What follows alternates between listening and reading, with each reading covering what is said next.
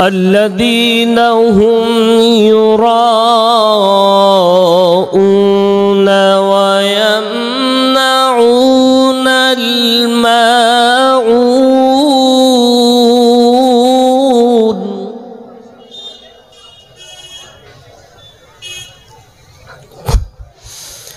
الله أكبر بسم الله الرحمن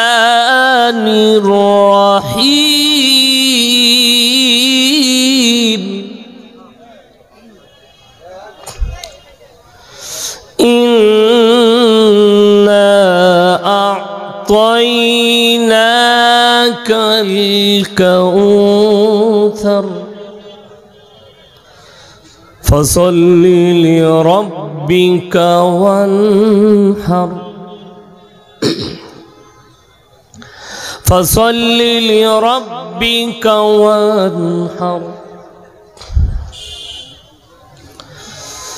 إنا أعطيناك الكوثر فصل لربك وانحر إن شانيك هو الأبتر فصل لربك وانحر إن شانيك هو الأبتر صدق الله العظيم الحمد لله رب العالمين والصلاة والسلام على رسوله الكريم أما بعد فأعوذ بالله من الشيطان الرجيم بسم الله الرحمن الرحيم يا أيها المزمل قم الليل إلا قليلا نصفه أو انقص منه قليلا أو زد عليه ورتل القرآن ترتيلا وإلى مدين آخر فأعوذ بالله من الشيطان الرجيم بسم الله الرحمن الرحيم سبح لله ما في السماوات والأرض وهو العزيز الحكيم له ملك السماوات والأرض يحيي ويميت وهو على كل شيء قدير والأول والآخر والظاهر والباطن وهو بكل شيء عليم وإلى مدين آخر فأعوذ بالله من الشيطان الرجيم بسم الله الرحمن الرحيم قل اللهم مالك الملك تؤتي الملك من تشاء وتنزع الملك ممن تشاء وتعز من تشاء وتذل من تشاء بيدك الخير إنك على كل شيء قدير وإلى مدين آخر فأعوذ بالله من الشيطان الرجيم بسم الله الرحمن الرحيم اقرأ كتابك كفى بنفسك اليوم عليك حسيبا من اهتدى فإنما يهتدي لنفسه ومن ضل فإنما يدل عليها ولا تزر وازرة وزر أخرى وما كنا معذبين حتى نبعث رسولا إلى آخر الآية خيركم من تعلم القرآن علمه كما قال عليه الصلاة والتسليم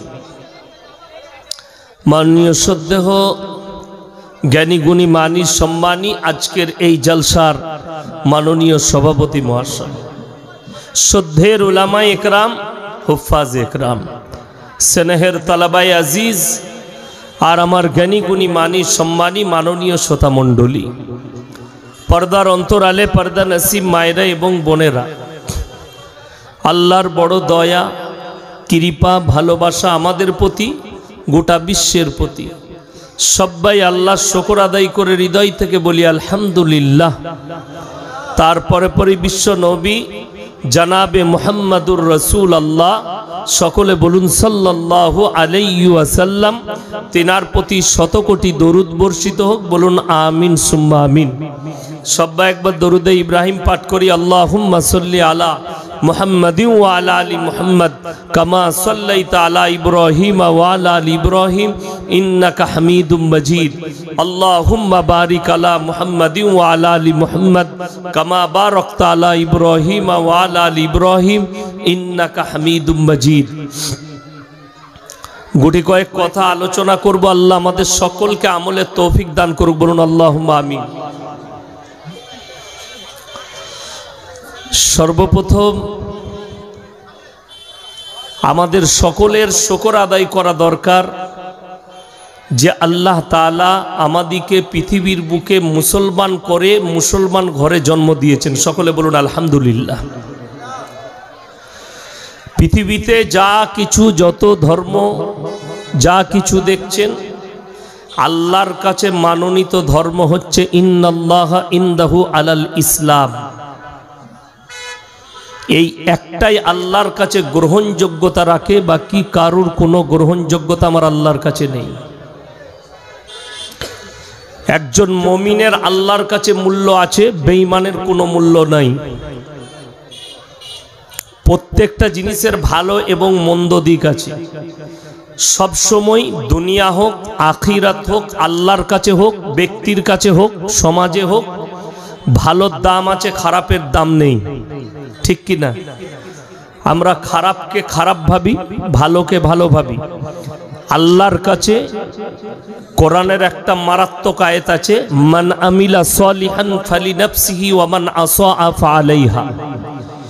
যে বা যাহারা ভালো কাজ করবে তারা পুরস্কৃত হবে, যে বা যাহারা খারাপ কাজ করবে, মন্দ কাজ করবে, আল্লাহ তাদেরকে তিরস্কার করবেন। আরো একটা মারাত্মক আয়াত আছে, কেউ যদি মনে করেন আমি সামান্য পাপ করেছি, আমার এই পাপ কেউ জানে না। প্রত্যেকটা মুসলমানের উচিত কোরআনের শিক্ষা নেওয়া, বাড়িতে একটা মানে কোরআন রাখা। বাংলা পড়া জানলে সেটা পড়ে একবার করে দেখবেন, তাফসীর করতে হবে না, খালি মানেগুলো পড়বেন। ঈমান মজবুত হবে, অনেকগুলো গুনাহ থেকে আপনি বাঁচবেন। যেমন অনেক মুসলমান নারী পুরুষ জানেই না যে আমরা যতগুলো পাপ করছি, পুণ্যের কাজ করছি, যা করছেন সব কিছুর খবর আমার আল্লাহর কাছে আছে। দুটো মাধ্যম দিয়ে। কটা বললাম? দুটো। এক হচ্ছে কোরআনে আছে সূরা আল ইমরান প্রথম পৃষ্ঠা, ইন্নাল্লাহা লা ইয়াখফা আলাইহি শাইউন ফিল আরদি ওয়ালা ফিস সামা। আসমান আর জমিনের মধ্যে যা কিছু আছে কোন জিনিসটা আমার আল্লাহর কাছে গোপন নাই। জোরে বলুন সুবহানাল্লাহ। মানুষ অন্তরে কথা বলে, আল্লাহ কিন্তু শুনতে পায় মানুষ কি বলতে চাইছে। তার হৃদয়ের ভাবনা কি আল্লাহ জানতে পারেন, এটা আল্লাহ নিজে বলেছেন। দ্বিতীয় নম্বর, প্রতিনিয়ত মানুষ যাতে কিয়ামতের দিনে আল্লাহর কাছে কোনো কিছুর অস্বীকার করতে না পারে। আমি একটা মারাত্মক আয়াত পড়েছি, আমরা অনেকে ভাবি আল্লাহ বিচার করবেন। হযরত আদম আলাইহিস সালাতু ওয়াস সালাম থেকে শুরু করে আখরি নবী এবং কিয়ামতের সকাল পর্যন্ত যতগুলো মানুষ আসবে, হাজার হাজার কোটি কোটি মানুষ, এদের বিচার আল্লাহ কি করে করবেন?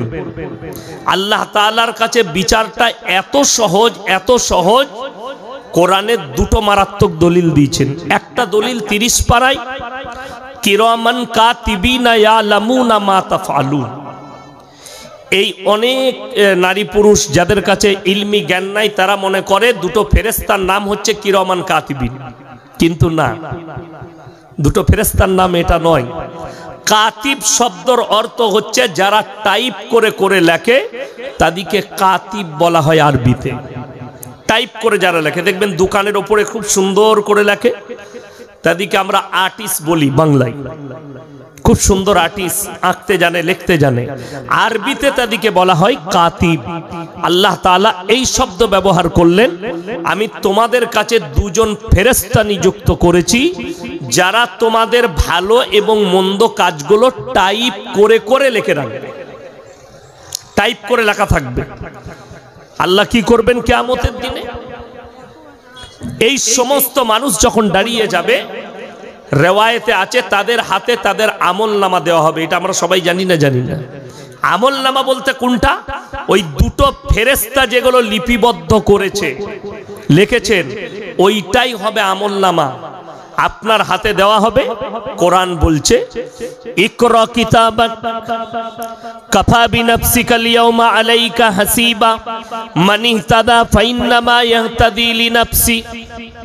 প্রত্যেকটা নারী পুরুষকে, হে আমার নবী, তাদের হাতে তাদের আমলনামা ধরিয়ে দেওয়া হবে। আল্লাহ বলবেন, তুমি নিজের মুখে নিজের আমলনামা পড়ে শোনাও। আপনি প্রকাশ করবেন নিজের পাপগুলো নিজের আমলনামা ধরে, কোন জায়গায়, কত সেকেন্ডে, কত মিনিটে, কোথায় পাপ করেছেন, কার ক্ষতি করেছেন, পাই টু পাই মিস্টেক যাবে না, লেখা থাকবে। একটা গেল। এবং যারা মনে করছেন এই লেখাটার অপরেও কিছু বেঈমান কাফের থাকবে যারা অস্বীকার করবে।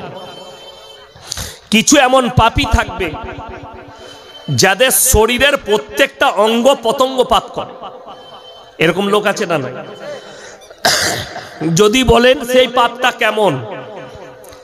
একটা পুরুষ মানুষ, সে এই হাতের দ্বারা কোনো মানুষের ক্ষতি করলো, তার হাতের পাপ। শুধু তার নিজের নফসের পাপ লয়, হাতেরও পাপ হলো।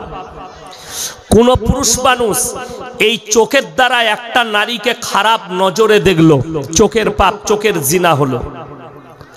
পায়ের দ্বারা আপনি একটা খারাপ কাজ করতে যাচ্ছেন, জিনা করতে যাচ্ছেন পায়ে হেঁটে লালবাগে, দেহ ব্যবসায়ী মেয়ের কাছে যাচ্ছেন নিজের যৌবনকে নষ্ট করতে, আপনার পায়ের জিনা, নফসের জিনা, চোখের জিনা।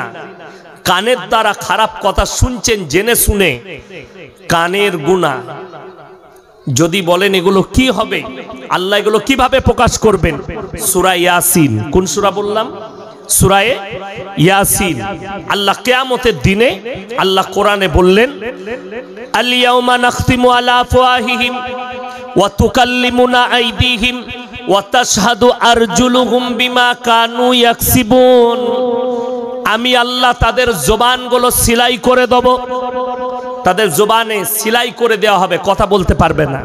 তাদের হাত কথা বলবে, সাক্ষী দেবে যে হ্যাঁ এ আমাকে দিয়ে পাপ করিয়েছে। তাদের চোখ সাক্ষী দেবে, তাদের ঠোঁট সাক্ষী দেবে, তাদের অঙ্গ পতঙ্গকে আমি আল্লাহ কথা বলার যোগ্যতা দান করব, আর তারা অবশ্যই সাক্ষী দেবে। এরপর কিছু মানুষ আছে তাদের অবিশ্বাস, মানুষ মরে যাওয়ার পরে। শুনেলেন আমাদের দেশে সনাতনী ভাই আর ইসলাম, এই দুজনার দুটো বিশ্বাস, কথাটা একই রকম, খালি একটা ওয়ার্ডের কারণে আলাদা। আমরা সকলে বলি আমাদিকে পুনরুত্থান করা হবে, মানে ফের তোলা হবে। আমরা মরে যাওয়ার পরে পুনরুত্থান মানে আবার তোলা হবে কিয়ামতের দিনে। আর অমুসলিম ভাইরা বলে পুনর্জীবন, মরে যাওয়ার পরে আমরা আবার ফিরে আসব। এই ছোট্ট ওয়ার্ডের পার্থক্য, একটা হচ্ছে পুনর্জীবন আর একটা হচ্ছে পুনরুত্থান। ইসলাম বলেছে আবার দাঁড় করাবেন আল্লাহ, তার আগে ফিরে আসার কোনো রাস্তা নাই। যদি ফিরে আসার রাস্তা থাকতো তাহলে কিন্তু বিচারের দিবস বলে দিন থাকতো না, মরণের পরেই আল্লাহ বিচারটা করে দিতেন, আবার ফিরিয়ে পাঠাতেন, ঠিক কি না? কিন্তু ফিরে এলে তাইলে তো আর দুনিয়া শেষ হবে না, তাই না? দুনিয়া শেষ হবে, যাবে আর ফিরে আসবে, যাবে আর ফিরে আসবে, এই সিস্টেম নাই। এরপর মানুষের প্রশ্ন, মানুষ, আল্লাহ তাআলা মানুষকে কিভাবে তুলবেন? দেখুন, গোটা পৃথিবীতে, পৃথিবী জুড়ে সকল ধর্মের মানুষ, ইহুদি, নাসারা, খ্রিস্টান, বেঈমান, কাফের, সকলের প্রচেষ্টা আজকে নয়, যেদিন থেকে নবীজি এসছেন সেই দিন থেকে প্রচেষ্টা চলছে কোরআনকে মিটানোর, ইসলামকে মিটানোর। সেই দিন থেকে। কিন্তু আল্লাহর কসম, না কিয়ামতের সকাল আজ পর্যন্ত মিটাতে পেরেছে, না কিয়ামতের সকাল পর্যন্ত পৃথিবীর কেউ মিটাতে পারবেন। খালি ভেবে দেখুন, একটা লোক মেহনত শুরু করলেন কিসের? ইসলামের প্রচারক কজন ছিলেন? প্রথম একজন, তিনি হচ্ছেন আমাদের নবী, বিশ্ব নবী হযরত মুহাম্মদ মুস্তাফা। সবাই একবার বলুন জোরে সাল্লাল্লাহু আলাইহি ওয়াসাল্লাম। হ্যাঁ, নবীজি প্রচার শুরু করলেন। জানেন, নিজের বন্ধু হযরত আবু বকর সিদ্দিক রাদিয়াল্লাহু তাআলা আনহুকে বললেন, হে আবু বকর, আমি মুহাম্মদ তোমাকে একটা কথা বলবো, তুমি কি বিশ্বাস করবে? বলে কি? বললে আল্লাহ আমাকে নবুয়ত দান করেছেন, আমাকে নবী করেছেন, এটা কি তুমি বিশ্বাস করো? আমাকে দূত হিসাবে পাঠিয়েছে। হযরত আবু বকর বললেন, হে মুহাম্মদ, আপনি যখন বলছেন এটা আমি বিশ্বাস করলাম আর আপনার উপরে কালমা পড়লাম। জোরে বলুন সুবহানাল্লাহ। নবীজি বললেন, তুমি আজ থেকে আর আবু বকর নয়, তুমি হচ্ছ আবু বকর সিদ্দিক। সিদ্দিক শব্দের অর্থ হচ্ছে সত্যবাদী। এই লকবটা নবীজি দিয়েছিলেন বিশ্বাস করার পরে। আবু বকরের মতো ব্যক্তি যখন কলমা পড়ল, বেঈমান কাফেরদের মধ্যে হালচাল মেচে গেছে। অনেকে জানেন না, নবীজি যখন কোরআন পড়তেন, বেঈমানদের যারা নেতা ছিল, কাফেরদের মুশরিকদের যারা নেতা ছিল, তারা আম লোককে মানা করত, নবীজির ধারে পাশে যেও না, তার কথা শুনো না, কিন্তু তারাই লুকিয়ে লুকিয়ে কোরআন শুনতো। জোরে বলুন সুবহানাল্লাহ। এটা কিছু আমাদের মধ্যেও আছে, এই গুণ চলে এসছে। দেখবেন, আমি উদাহরণ দিয়ে বুঝাচ্ছি। আপনি রাস্তায় যান, কোনো মিটিং মিছিলে যান, একটা নেতা স্টেজ থেকে আর একটা দলের নেতাকে গালি দিচ্ছে, ঠিক কি না? গালি দেয়, তাকে ট্যাসেল করে, তার বিরুদ্ধে বলে, কিন্তু এদিকে গিয়ে আপনি অ্যাসেম্বলিতে যদি দেখেন এক টেবিলে বসে আর খানা খায় আর চা খায়। এটা আমি একদম বাই ক্যামেরা বলছি। কোনো বাপের বেটা নেতা থাকলে আমার সঙ্গে টক্কর নিতে পারে, আমি তাকে অ্যাসেম্বলিতে নিয়ে গিয়ে দেখিয়ে দেবো এক টেবিলে বসে চা খাচ্ছে, ঝগড়া নাই। আপনাদিকে বলছে আমাদের কথা, শুধু যদি মনে করে আপনি নেতাদিকে টার্গেট করলেন না, আমাদের মৌলবীদের কথা বলছি। এই স্টেজে কেউ কিয়াম করে না, কেউ কবরে সিজদা করে, কেউ করে না। এই নিয়ে যে ঝামেলা দেখছেন, আমাদের যখন রাস্তায় কোনো চায়ের দোকানে হোটেলে দেখা হয়, তখন আমরাও হুজুর করে সালাম মুসাফা করে এক টেবিলে চা খেয়ে নিই। মারামারিটা খালি স্টেজে, হোটেলেও নাই, বাড়িতেও নাই। যেমন আপনাকে বলি, আমাদের সমাজে মারামারি কোথায়? স্টেজে হয়, মসজিদে হয়, সব জায়গায় হয়। কিন্তু বেটার বিয়েতে, বিটির বিয়েতে ঝামেলা শুনেছেন? বলে অমুক জায়গায় দিচ্ছি, বলে ঘরটা কি আছে? বললে দেওবান্দি ঘর, পয়সা আছে দিয়ে দে, অসুবিধা নেই। ঠিক বললাম না ভুল বললাম? ঘরটা কি? আহলে হাদিস ঘর, ঠিক আছে না, পয়সা অনেক, ব্যবসা বড় আছে, অসুবিধা কিছু না, দিয়ে দিদে। ওইখানে ঝামেলা নাই, যত ঝামেলা স্টেজে। কথাটা বুঝতে পারেননি? আমাদের দেশে কোনো ছেলে যদি জোরে আমিন বলে, মসজিদ থেকে তাকে বার করে দেয়। কোনো ছেলে যদি দোয়া না করে, তাকে মসজিদ থেকে বার করে দেয়। এই যে ঝামেলা আমাদের দেশে, আপনারা ইমানদারির সঙ্গে বলুন, হাজী সাহেব দিকে জিজ্ঞেস করবেন, আপনারা লক্ষ্য করবেন, মক্কায় মদিনায় কেউ বুকে হাত বাঁধে, কেউ নিচে, কেউ বাঁধে না, কেউ দোয়া করে, কেউ করে না। শুনেছেন মক্কায় মারামারি হয়েছে? তাহলে তোমার থেকে দিন তারা বেশি বুঝে না, তাহলে তুমি দিন বেশি বুঝো যে তুমি মারামারি করছো। আমি বোম্বেতে একটা মসজিদে ঢুকলাম, তো সবাই বসে আছে। কখন? একামতের সময়। আমি দাঁড়িয়ে গেছি, আমি জানি না যে এটা বেরেলভি ভাইদের মসজিদ। আমার সময় হয়েছে, আমি ঢুকে গেছি, মসজিদ পেয়েছি। তো সবাই বসে আছে, আমি দাঁড়িয়ে গেছি। নামাজের পর একজন বৃদ্ধ বাবাজি বলছে, তুম সালে ওয়াহাবি হো, ইহাঁ পে কিউ আয়া? ইয়ে হামারা সুন্নিयों का मस्जिद है। আমরা, ये तुम्हारा बाप का मस्जिद है कि अल्लाह का घर है? हम तुम्हारे इमाम को बुलाओ। इमाम साहब के डाक लो। আমি বললাম, हजरत ये अल्लाह का घर है कि इनका बाप का है कि आपका बाप का? बोले अल्लाह का घर है। हम लोग कोई भी नमाज पढ़ सकता कि नहीं? बोले पढ़ सकता है। हम लोग ये कह रहा है कि सिर्फ सुन्नी लोग पढ़ेंगे और कोई नहीं पढ़ सकता। আমি দলিল দিলাম, ইমাম চুপ হয়ে গেল। ডিবেটটা আপনার কাছে। ওই রকম বলে দিই, শুনেলেন, দ্বন্দ্ব নিজের জায়গায় রেখে দেন। যোগীজি এলান করেছে, উত্তর প্রদেশের মাটিতে বাগেশ্বর ধাম বাবা বলেছে কাটোগে তো বাটোগে। আজ মুসলমান কাটছে খালি বাঁটার কারণে। মুসলমান বেটে গেছে, কেটে গেছে। তাদের স্লোগান আপনি ধরেলেন না, কাটোগে তো বাটোগে। আরে একটা মসজিদ ভাঙলে দেখবো না সুন্নিদের মসজিদ না দেওবাদীদের না আহলে হাদিসের, ঝাঁপিয়ে মুসলমানকে পড়তে হবে মসজিদ, আল্লাহর ঘর বাঁচাতে হবে, কারো বাপের নয়। ঠিক কিনা কথা বলে? এই আদর্শ যদি মুসলিমের কাছে চলে আসে, আর আমাদের মসজিদে হাত লাগাতে পারবে না। আর আমার দুঃখ একটাই, খালি বলছে মসজিদের নিচে মন্দির খুঁজে পাওয়া যাচ্ছে। আর আমি চ্যালেঞ্জ দিয়েছি, আমাকে সার্ভে করতে দেখ, আমি কলকাতা হাইকোর্টের নিচে একটা মসজিদ বার করে দেব, কিন্তু আমাকে 3 দিনের লেগে মুখ্যমন্ত্রী করতে হবে। তবে প্রশাসন আমার হবে, লোক আমার হবে, খুঁজে বার করে দেবে। নিশানিগুলো বলে দেবো এগুলো সব মসজিদে নিশানি, লিগে ভরে দেবো রাতের বেলায়। লোক আমার, ভরতে আমার কি আছে? একটা আল্লাহ লেখা পাথর ভরে দেবো, তলায় ছিল এটা 100 বছর আগে কার। কথা বুঝতে পারেননি? এইটাই চলছে ভারতবর্ষে, এটাই শুরু করেছে তারা। বড় কষ্ট লাগে। 500 বছর আগে গোটা পৃথিবীর কেউ দেখতে পায়নি, কেউ জানে না যে মন্দির ভেঙে বাবরি মসজিদ তৈরি হয়েছিল। আর গোটা পৃথিবী দেখতে পেয়েছে, আমরা দেখতে পেয়েছি।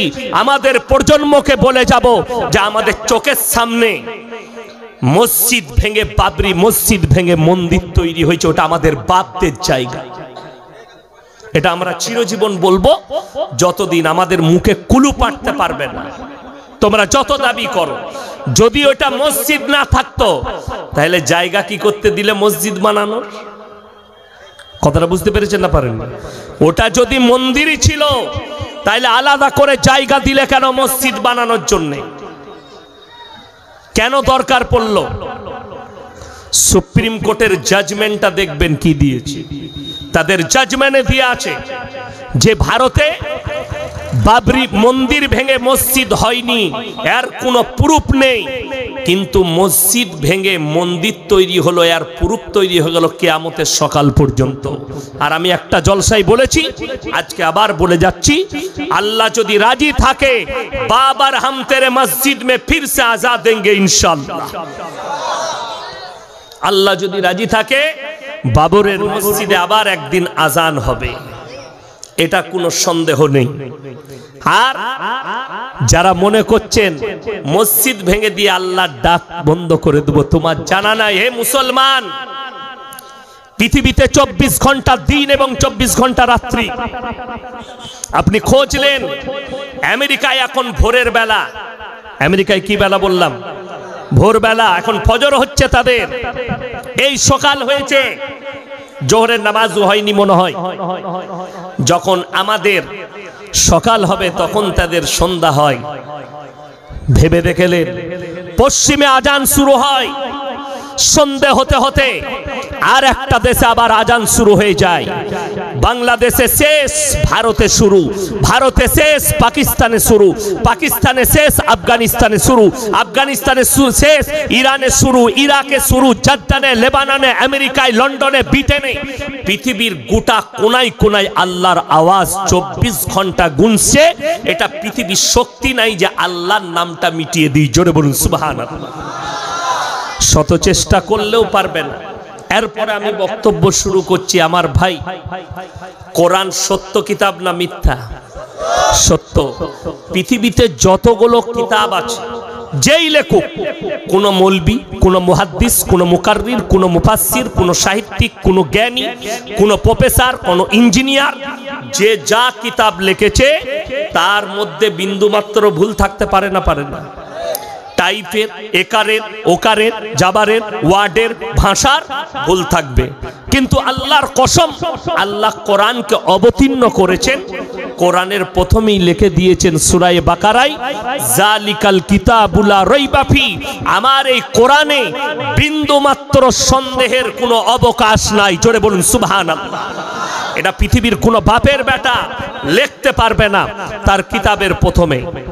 এটাও বলে দিচ্ছি, সভাপতি সাহেব গেছেন কোনো কাজে, মুফতি সাহেব, যারা মুফতি লয়ার ইসলামের, যারা ফতোয়া ডিপার্টমেন্টে থাকে, ফতোয়া লেখে যে মৌলবীরা, তাদেরকে জিজ্ঞেস করবেন ফতোয়ার নিচে প্রত্যেকটা মৌলবি মুফতিকে লিখতে হয় আল্লাহু আ'লামু বিস-সাওয়াব, আমার জানাটুকু লিখলাম, সঠিকটা আল্লাহই জানেন।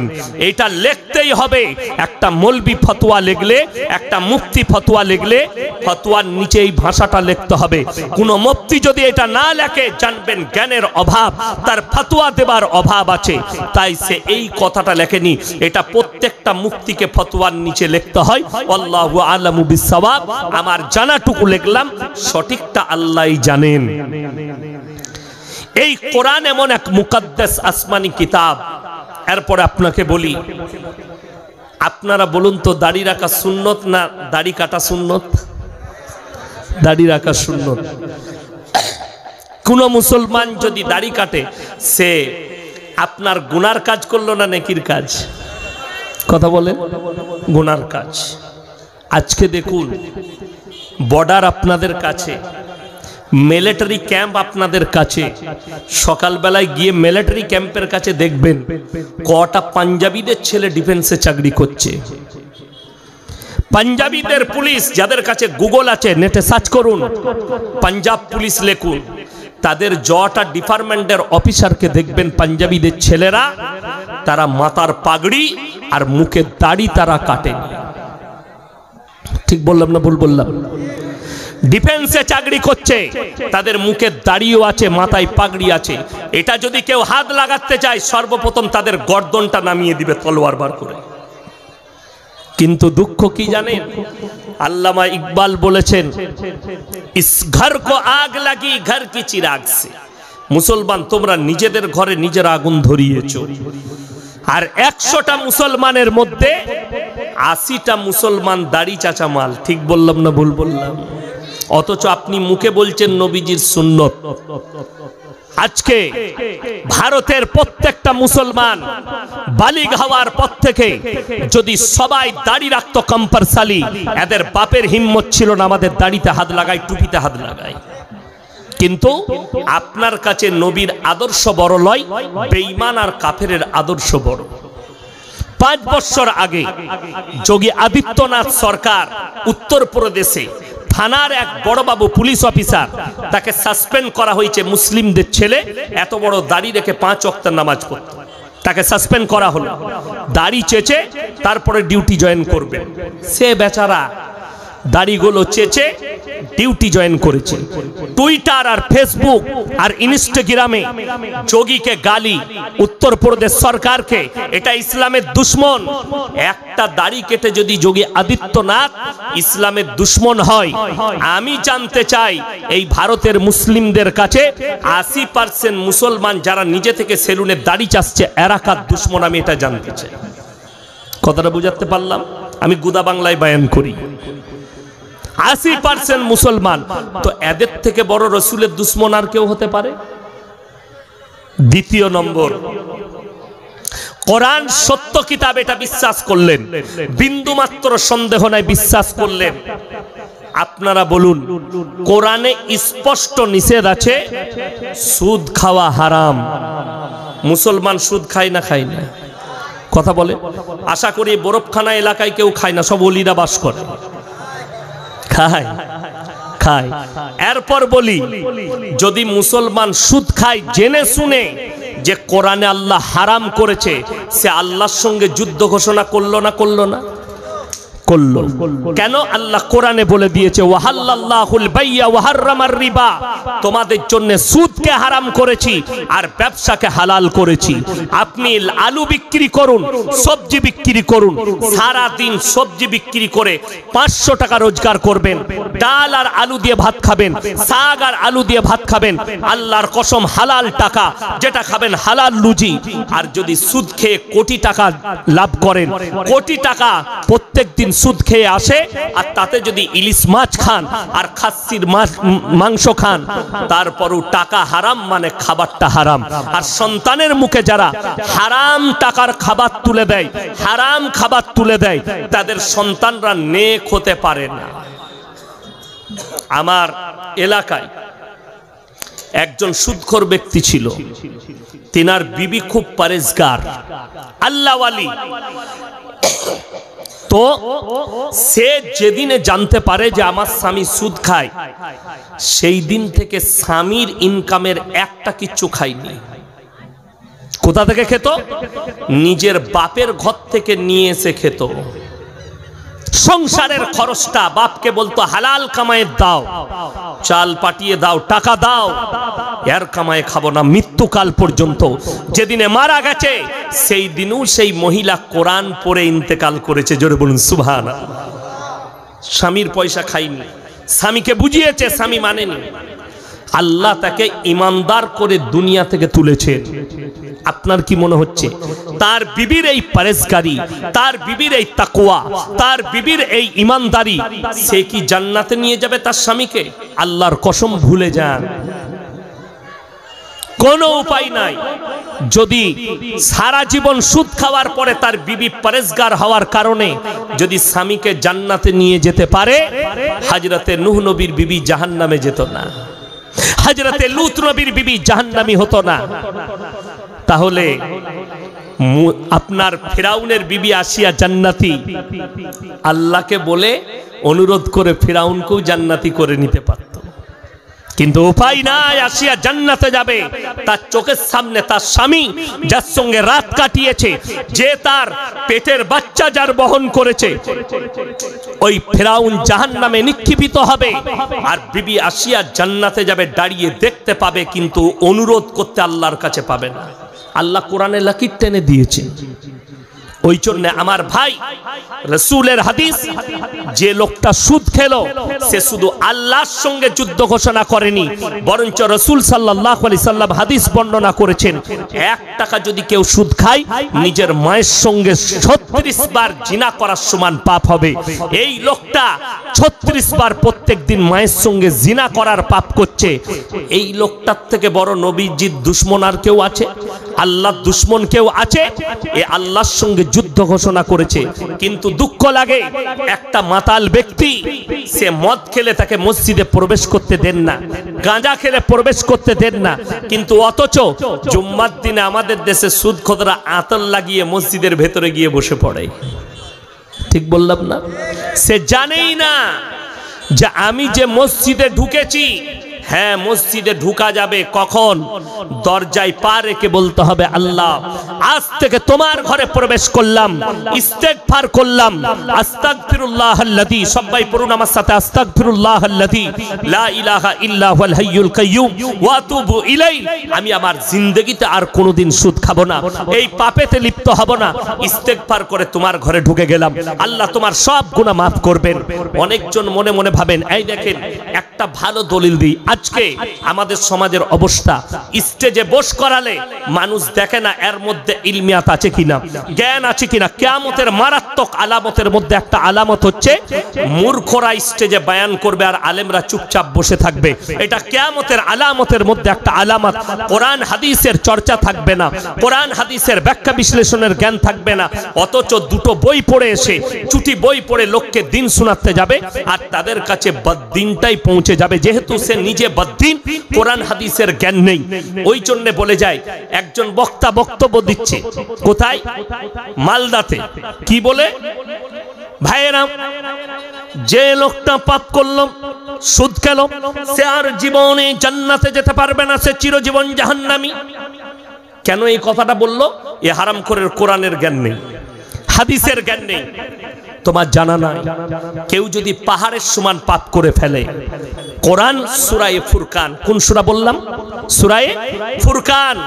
কোরআনে আল্লাহ তাআলা ওয়াদা করলেন, কেউ যদি পাহাড়ের মতো পাপ করে ফেলে, ইল্লা মান তাবা ওয়া আমানা ওয়া আমিলা আমালান সালিহান ফাউলাইকা ইউবাদদিলুল্লাহু সাইয়্যাতিহিম হাসানাত ওয়া কানাল্লাহু গফুরার রহিমা।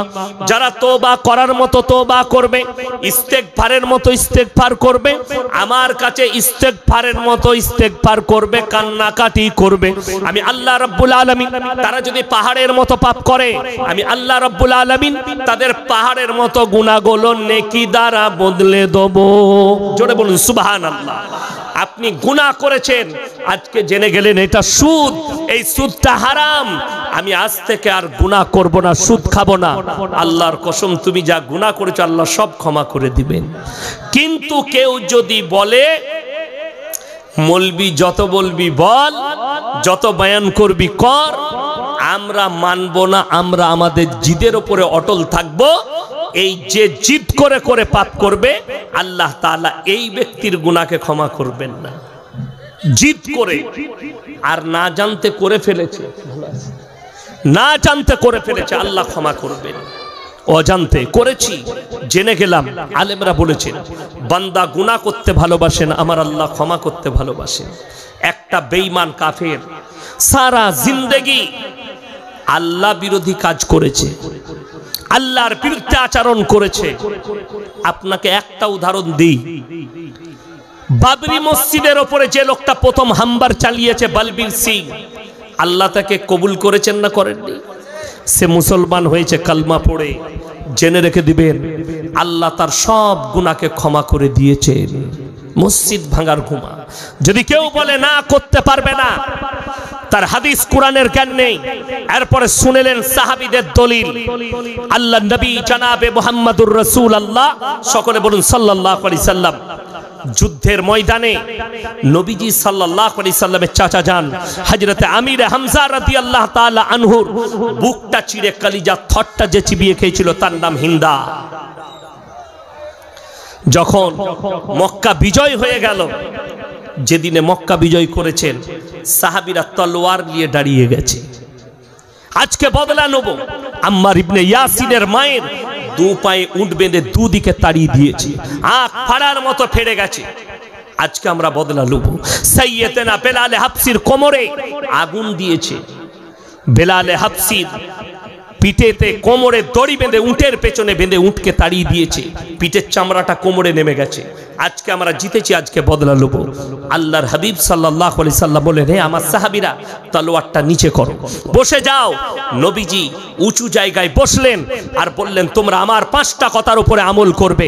সাহাবীরা বললেন ইনশাআল্লাহ। নবীজি বললেন, নাম্বার 1, তোমরা বৃদ্ধকে মারতে পাবে না। নাম্বার 2, বৃদ্ধাকে মারতে পাবে না। নাম্বার 3, কেউ যদি আত্মসমর্পণ করে মারতে পাবে না। নাম্বার 4, কাবা ঘরে প্রবেশ করলে মারতে পাবে না। নাম্বার 5, শিশুর গায়ে হাত লাগাতে পাবে না। জোরে একবার বলুন সুবহানাল্লাহ। বড় কষ্ট লাগে। গত বছর দেখলাম মোবাইলে উত্তরপ্রদেশে কোন এক মন্দিরের বাইরে একটা কল ছিল, একটা বাচ্চা মুসলিমদের ছেলে খালি পানি খেতে গিয়েছিল, তাকে ধরে পিটানো হয়েছে। শিশুর গায়ে হাত, নবীজি নিষেধ করলেন হাত দিও না, এদের গায়ে হাত লাগাতে পারবে না। সাহাবীদের হাত বাঁধা পড়ে গেল। আল্লাহ নবী এলান করলেন, আমি রাহমাতুল লিল আলামিন, আমি বিশ্ব নবী এলান করছি, আমি আল্লাহর নবী দয়া করতে জানি, ময়া করতে জানি, ক্ষমা করতে জানি, বদলা নিতে জানি না। জোরে বলুন সুবহানাল্লাহ। আল্লাহর নবী সাহাবীরা বেঈমান কাফেররা লাইন দিতে শুরু করলো কলমা পড়ার। জোরে একবার বলুন নারায়ে তাকবীর। লাইন দিল নবীজির ব্যবহারে, আখলাকে আর চরিত্রে, লাইন দিতে শুরু করলো কলমা পড়ার। সেই লাইনের মধ্যখানে একটা ব্যক্তি, একজন মানুষ, সে নিজেকে পুরো ঢেকে নিয়ে আসছে, তারই নাম হচ্ছে হিন্দা। নিজেকে ঢেকে নিয়েছেন। আল্লাহ নবী বুঝতে পারলেন ওই ব্যক্তিটাই সে যে আমার চাচা যাদের কলিজা থট্টা বার করে চিবিয়ে খেয়েছে। নবীজি উঠে দাঁড়িয়ে গেলেন আর বললেন, এ হিন্দা, চেহারা লুকিও না, আল্লাহ তোমাকে ক্ষমা করেছে, আমি তোমাকে ক্ষমা করেছি, তুমি কলমা পড়ে নাও। কিন্তু মনে রাখবে, তোমার চেহারা দেখলে আমার চাচা জানের কথা মনে পড়লে আবার বুকটা ফেটে যায়। তুমি আমার চাচা জানের কলিজা থট্টা বার করে চিবিয়ে খেয়েছো, আল্লাহ তোমাকে ক্ষমা করেছে, আমি আল্লাহর রাসূল ক্ষমা করেছি। যতদিন তুমি দুনিয়াতে বাঁচবে, তুমি আমার চোখের সামনে এসো না, আমার চাচা জানের কথা মনে পড়বে। আজ যদি ওই 70 জন সাহাবীর কবর দেখতে যান, উহুদের প্রান্তরে লোহার ব্যারিকেড দিয়ে ঘেরা আছে, সেইখানে শুয়ে আছেন ওই 70 জনের মধ্যে একজন হযরতে আমির হামজা রাদিয়াল্লাহু তাআলা আনহু। আল্লাহর নবী ক্ষমা শিখিয়েছেন, দয়া শিখিয়েছেন, ময়া শিখিয়েছেন। আরে গোবরখোর আর মুতখোররা জানে না। যদি এই গোবরখোররা জানতো, ইতিহাস পড়তো, 850 বছর রাজত্ব করেছে মোগল সাম্রাজ্য মুসলমানরা, এরা যদি চাইতো চাইতো এই ভারতের মাটিতে একটা মন্দিরের মাথা খুঁজে পাওয়া যেত না। এরা যদি চাইতো এই ভারতে একটা অমুসলিম থাকতো না, মেরে সব মুসলমান করে দিত। আল্লাহর কৃপায় তারা রসুলের আদর্শ পালন করেছে, নবীজির আদর্শ পালন করেছে, কোরআন আর হাদিসের আদর্শ পালন করেছে। কেন? আল্লাহ তাআলা কোরআনে বলেছেন ইসলাম নিয়ে তোমরা বাড়াবাড়ি করো না, জবরদস্তি করো না। কে কলমা পড়বে না পড়বে হিদায়েতের মালিক সকলে বলুন কে? আল্লাহ। আল্লাহ যাকে হিদায়েত দিবেন। আপনাকে বলে দিই, আপনারা কেউ খবর রাখেন না, অথচ আপনাদের জানা নেই এই বাগেশ্বর ধাম বাবা এমনি বের হয়নি রাস্তায়, তার কারণ আছে। কারণ আমার কাছে শুনেলেন 6 মাস আগে বাগেশ্বর ধাম বাবাকে ডেকেছিল একজন রিপোর্টার, তার নাম হচ্ছে সুধীর চৌধুরী। बैठो बाबा একদিকে বসে আছে সেতার ল্যাবেতে, আজ তাকে নিউজ রুমে ডেকেছে, বাবা आपको एक आंकड़ा दिखाएंगे, মানে গুনতি দেখাবো একটা। আঁকড়া মানে গুনতি। কিসে? কতগুলো অন্যান্য ধর্মের মানুষ ইসলাম কবুল করেছে, কতগুলো অন্যান্য ধর্মের মানুষ সনাতন ধর্ম কবুল করেছে। এই আঁকড়াটা আপনাকে দেখাবো। কবে? 2015 থেকে 2021। কত বললাম? 15 থেকে 2021। বাবাকে কাগজ বার করে দেখালো এই 6 বছরের ভেতরে 13 লাখ অন্যান্য ধর্মের মানুষ ইসলাম কবুল করেছে। জোরে বলবেন না? আরো জোরে বলবেন না? একবার জোরে বলুন নারায়ে তাকবীর। যত গরু আপনারাই খাচ্ছেন বলছে কে? যোগী বাবা। গলার আওয়াজ কই? এত গরুর মাংস খাচ্ছেন? নারায়ে তাকবীর। হ্যাঁ, এই আওয়াজটা পৌঁছাতে হবে।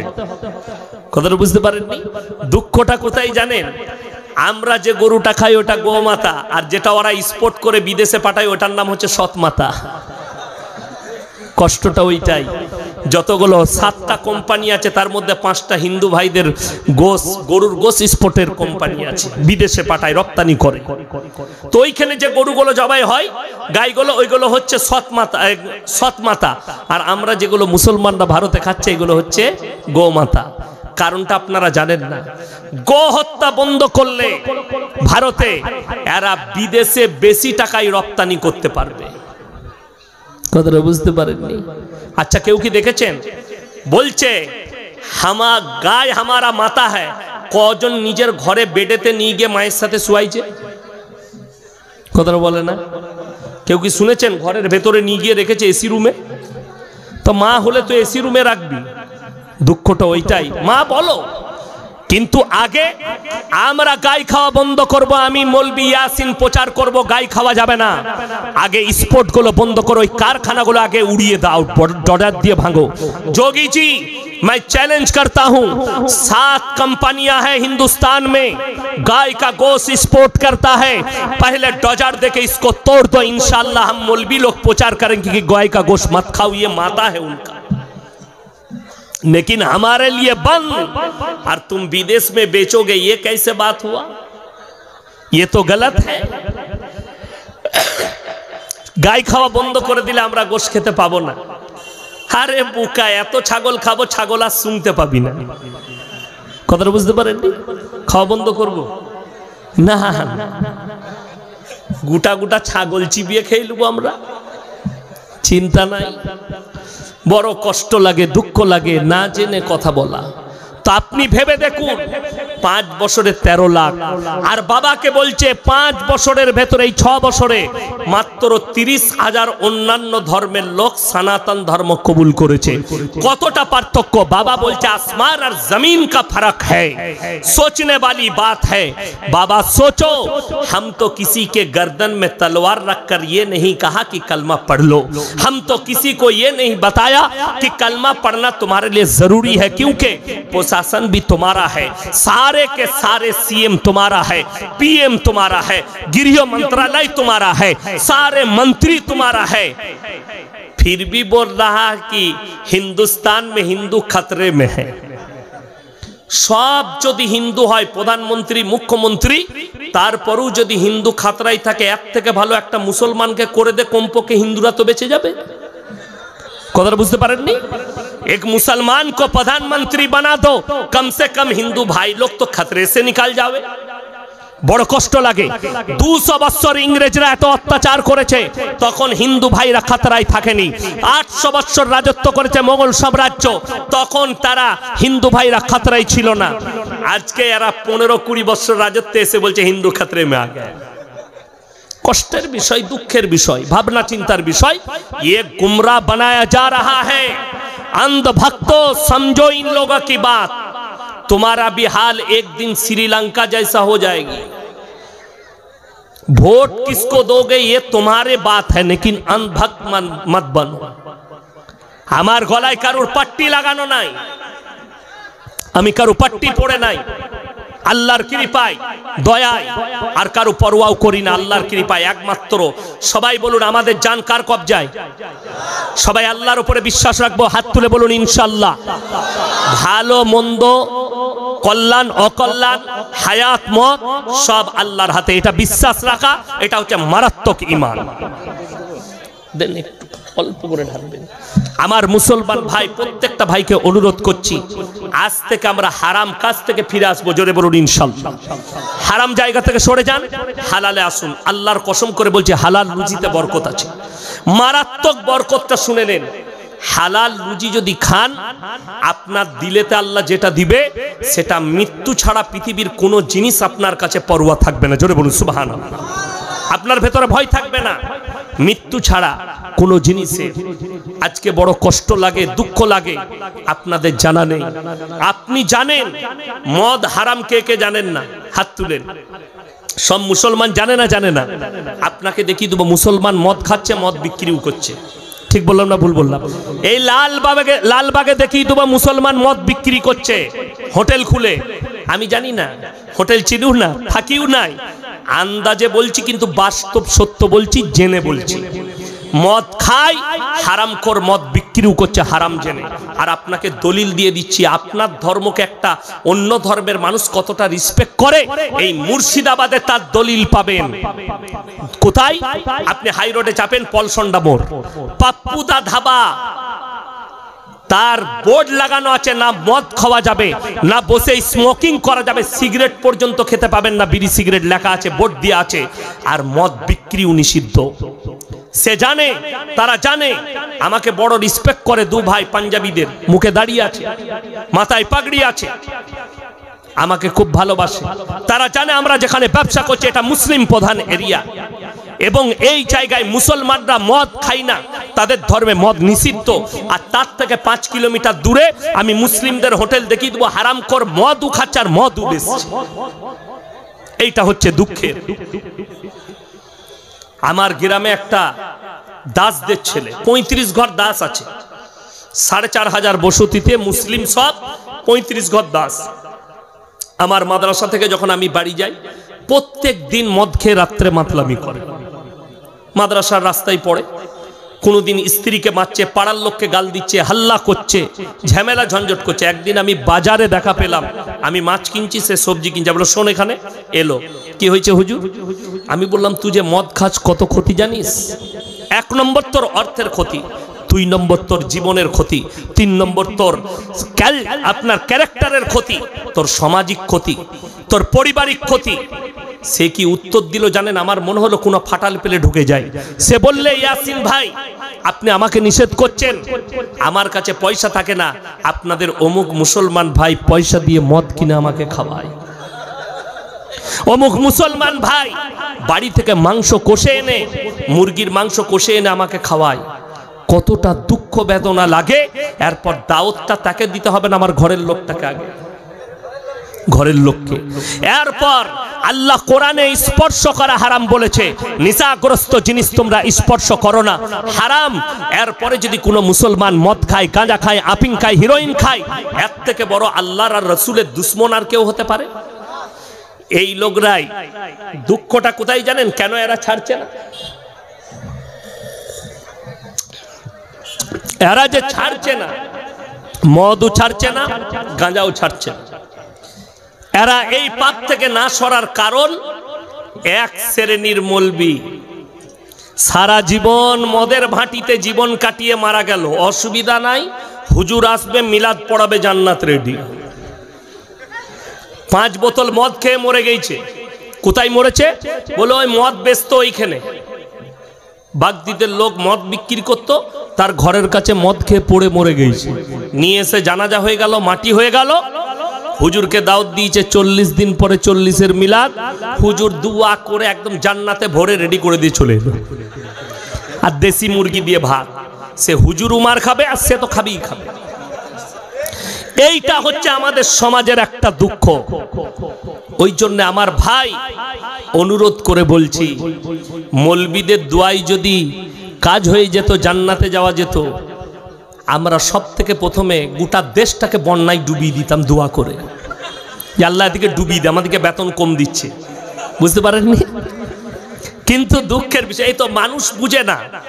মৌলবী আমাদের ইমামের বেতন সব থেকে কম। ইমামের বেতন 5,000, আর লালবাগে ব্যবসা করছে কোটি কোটি টাকা, প্রত্যেক দিন 1 লাখ টাকা ইনকাম করে। কিন্তু 2 দিন যদি ব্যবসা খারাপ যায়, ও এসে ওই 5,000-এর মৌলবী হুজুরকে বলছে, হুজুর একটা বরকতের তাবিজ দাও। আরে তাবিজে বরকতের তো হুজুর, ওই তোর হোটেলটার মালিক তো হুজুর হতো। কথাটা বুঝতে পারেননি? তুই কেন হবি? ওটা তো আমরা হব। যদি তাবিজে বরকত পাওয়া যায়, একটা তাবিজে যদি 2টো দোকান হয়, তাহলে তো হুজুরের কত মাল হওয়া দরকার, আগে হিসেব করো। বড় কষ্ট লাগে। তুমি নামাজ পড়বে না, রোজা রাখবে না, আল্লাহকে ডাকবে না, দিনের উপরে প্রতিষ্ঠিত থাকবে না, তুমি তাবিজে বরকত খুঁজছো। আল্লাহর কসম করে বলছে, কিয়ামত পর্যন্ত টাকিয়ে রাখো, টাকা আসবে, বরকত পাবে না। পয়সা থাকবে, বরকত পাবে না, জানের শান্তি পাবে না। যেহেতু তোমার টাকাটা হিসেব রাখোনি, এটা হারাম না হালাল। একটা ইমাম সাহেব জানে আমি 30 দিন ইমামতি করার পরে 6,000 টাকা বেতন পাবো, ওই টাকাটাই আমার সম্বল, আমাকে ওইটাই খরচা করতে হবে। ভেবে দেখুন, 6,000-এ এত আল্লাহ বরকত দেয় যে তার বউকে রাস্তায় বেরিয়ে গ্রুপ লোন করতে হয় না। তুমি 20,000 রোজগার করো, তোমার বউকে রাস্তায় বার করেছো গ্রুপ লোন লিয়াই। আল্লাহ তোমার উপরে রাজি না নারাজ, ওটা তুমি ভাববে। হাওড়া উলুবেড়িয়ার একটা ছেলে আমাকে ফোন করে বলছে, হুজুর আমি প্রত্যেক দিন 700 টাকা ইনকাম করি, বরকত পাচ্ছি না। আমি বললাম, যে কোনো পাপে তুমি লিপ্ত আছো। বলে আমি নামাজ পড়ি 5 ওয়াক্তের। জি। তাহলে যে কোনো খারাপ কাজে লিপ্ত আছো? বলে হুজুর না, 3-7 21,000। আমরা তোমার ইমামের বেতন কত? বলে হুজুর 6,000। আমরা তোমার 21,000-এ বরকত নাই, 5 ওয়াক্ত নামাজ পড়ে, আর ইমামের 6,000-এ এত বরকত? আমরা ইমাম সাহেবকে শুনেছো কোনোদিন বলেছে যে বরকত নাই? বলে না না, ইমামের খুব ভালো চলে। আমরা তাহলে শোনো, তুমি যে কোনো পাপে। বলে হুজুর আমি সেরকম কিচ্ছু করি না, মাঝে মাঝে খালি একটা করে লটারি কাটি। আমরা বরকত তো ওখানেই ঢুকিয়েছি। মুসলমানের আকীদা শুনেলেন।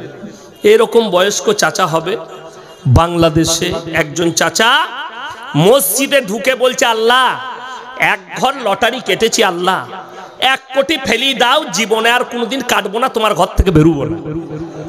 এই দোয়াটা হালাল দোয়া না হারাম দোয়া? হারাম। তো কবরে গিয়ে মার খাবে না নেকি পাবে? আপনারা ভেবে দেখুন। এই হচ্ছে মুসলমানের আকীদা, হারাম জিনিসের জন্য দোয়া চা। আল্লাহর কাছে যারা দোয়া চাইবেন, মালের দোয়া চাইবেন না, সম্পত্তির দোয়া নয়। আল্লাহর কাছে যে দোয়াটা চাইবেন, আল্লাহ মৃত্যুকাল পর্যন্ত ইমানের সঙ্গে টিকিয়ে রাখো আর ইজ্জতের রুজি দান করো। সকলে জোরে বলো আল্লাহুম্মা আমিন। এই দোয়াটা চাইবেন।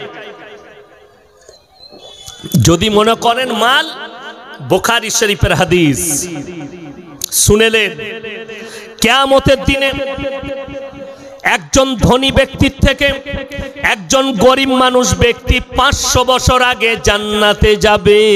জোরে বলুন সুবহানাল্লাহ। একজন গরিব মানুষ একজন ধনী ব্যক্তির থেকে 500 বছর আগে জান্নাতে যাবে। কেন? আল্লাহ তাআলা পাই টু পাই হিসেব নেবেন। আপনি এটা মনে করেন না আপনাকে মাল দিয়েছে, হিসেব নাই, হিসেব নেবেন।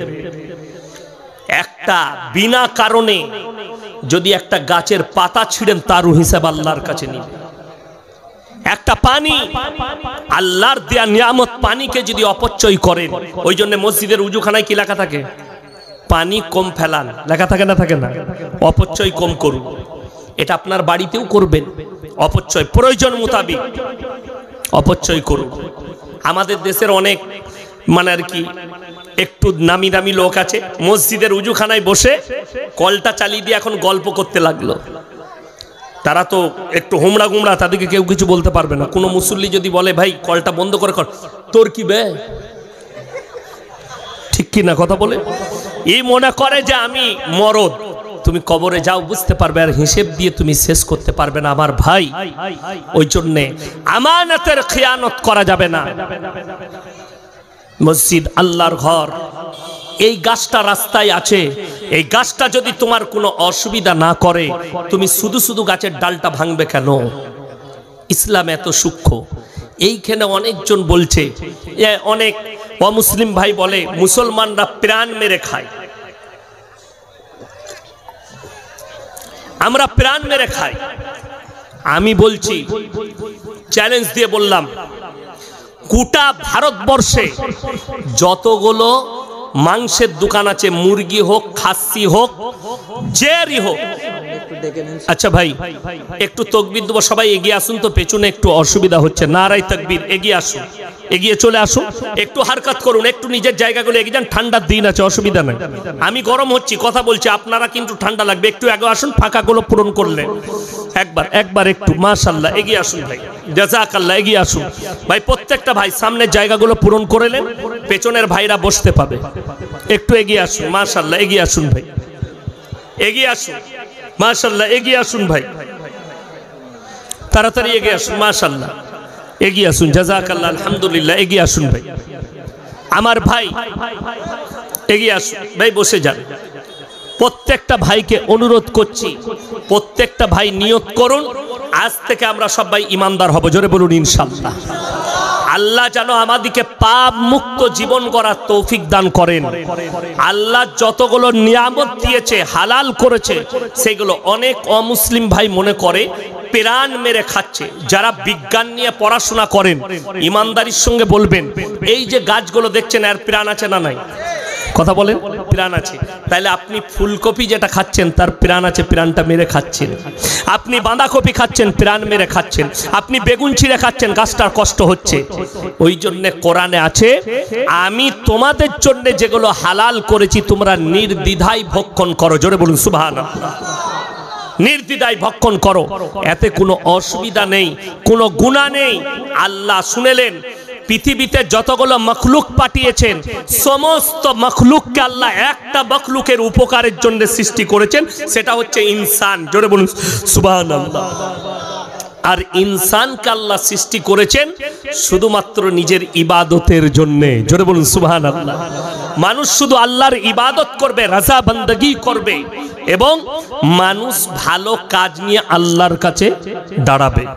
কোরআনে আছে, ইন্না জাআলনা মা আলাল আরদি জিনাতাল লাহা লিনাবলুয়াহুম আইয়ুহুম আহসানু আমালা।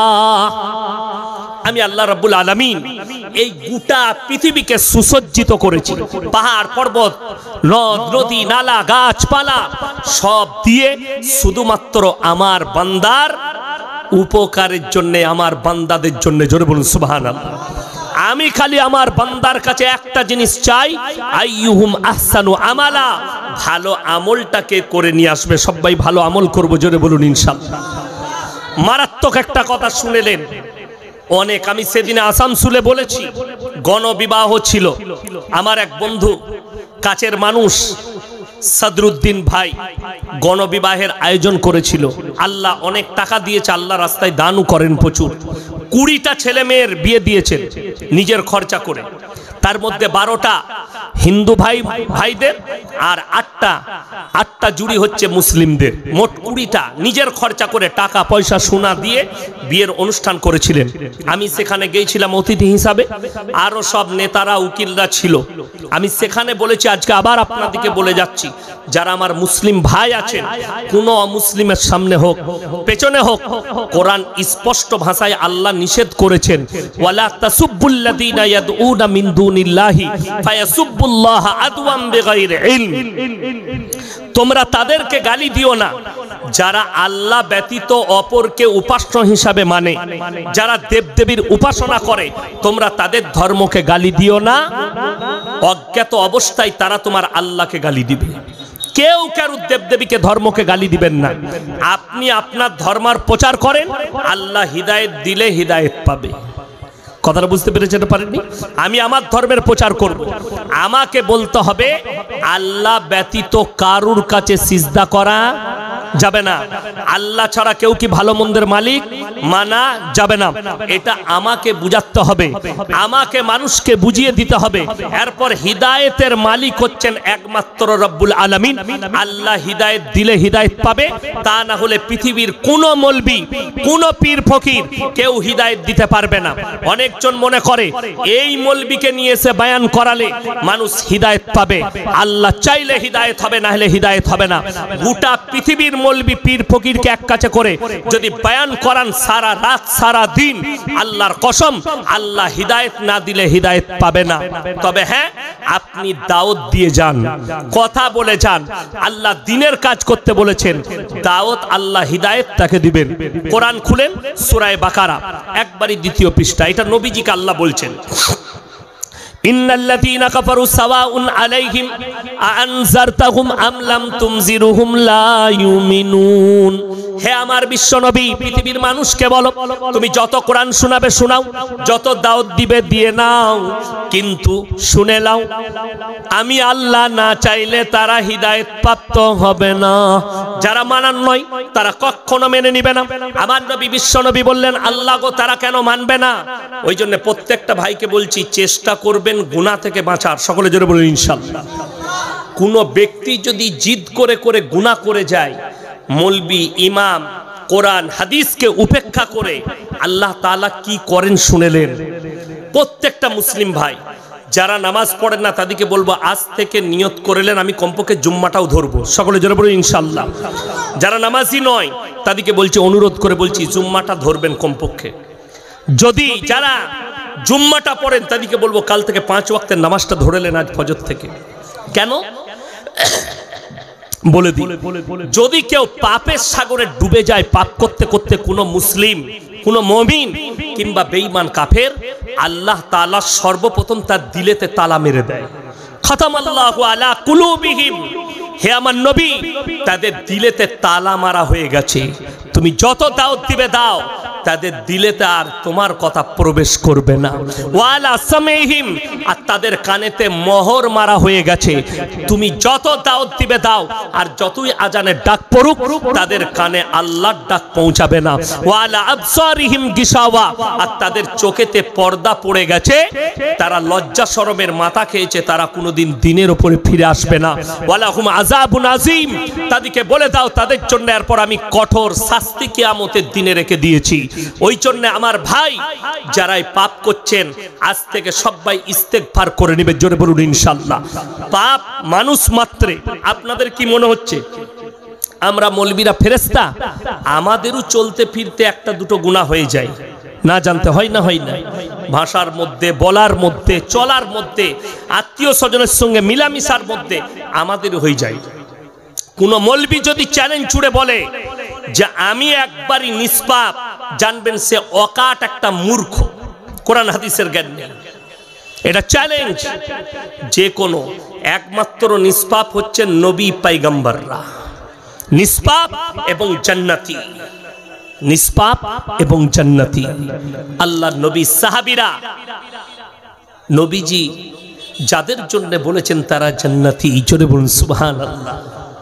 আল্লাহ নবী সাহাবীরা নিজের চোখে নবীজিকে দেখেছেন, তারা কতটা ভাগ্যবান। এরপর বলে দিই আমার আপনার ঈমানটা কতটা মজবুত। সাহাবীরা চোখে দেখেছেন নবীজিকে, আমরা কেউ আল্লাহকে দেখেছি? দেখার ইচ্ছা আছে না নাই? জোরে বলুন আলহামদুলিল্লাহ। আমরা কেউ নবীজিকে দেখেছি?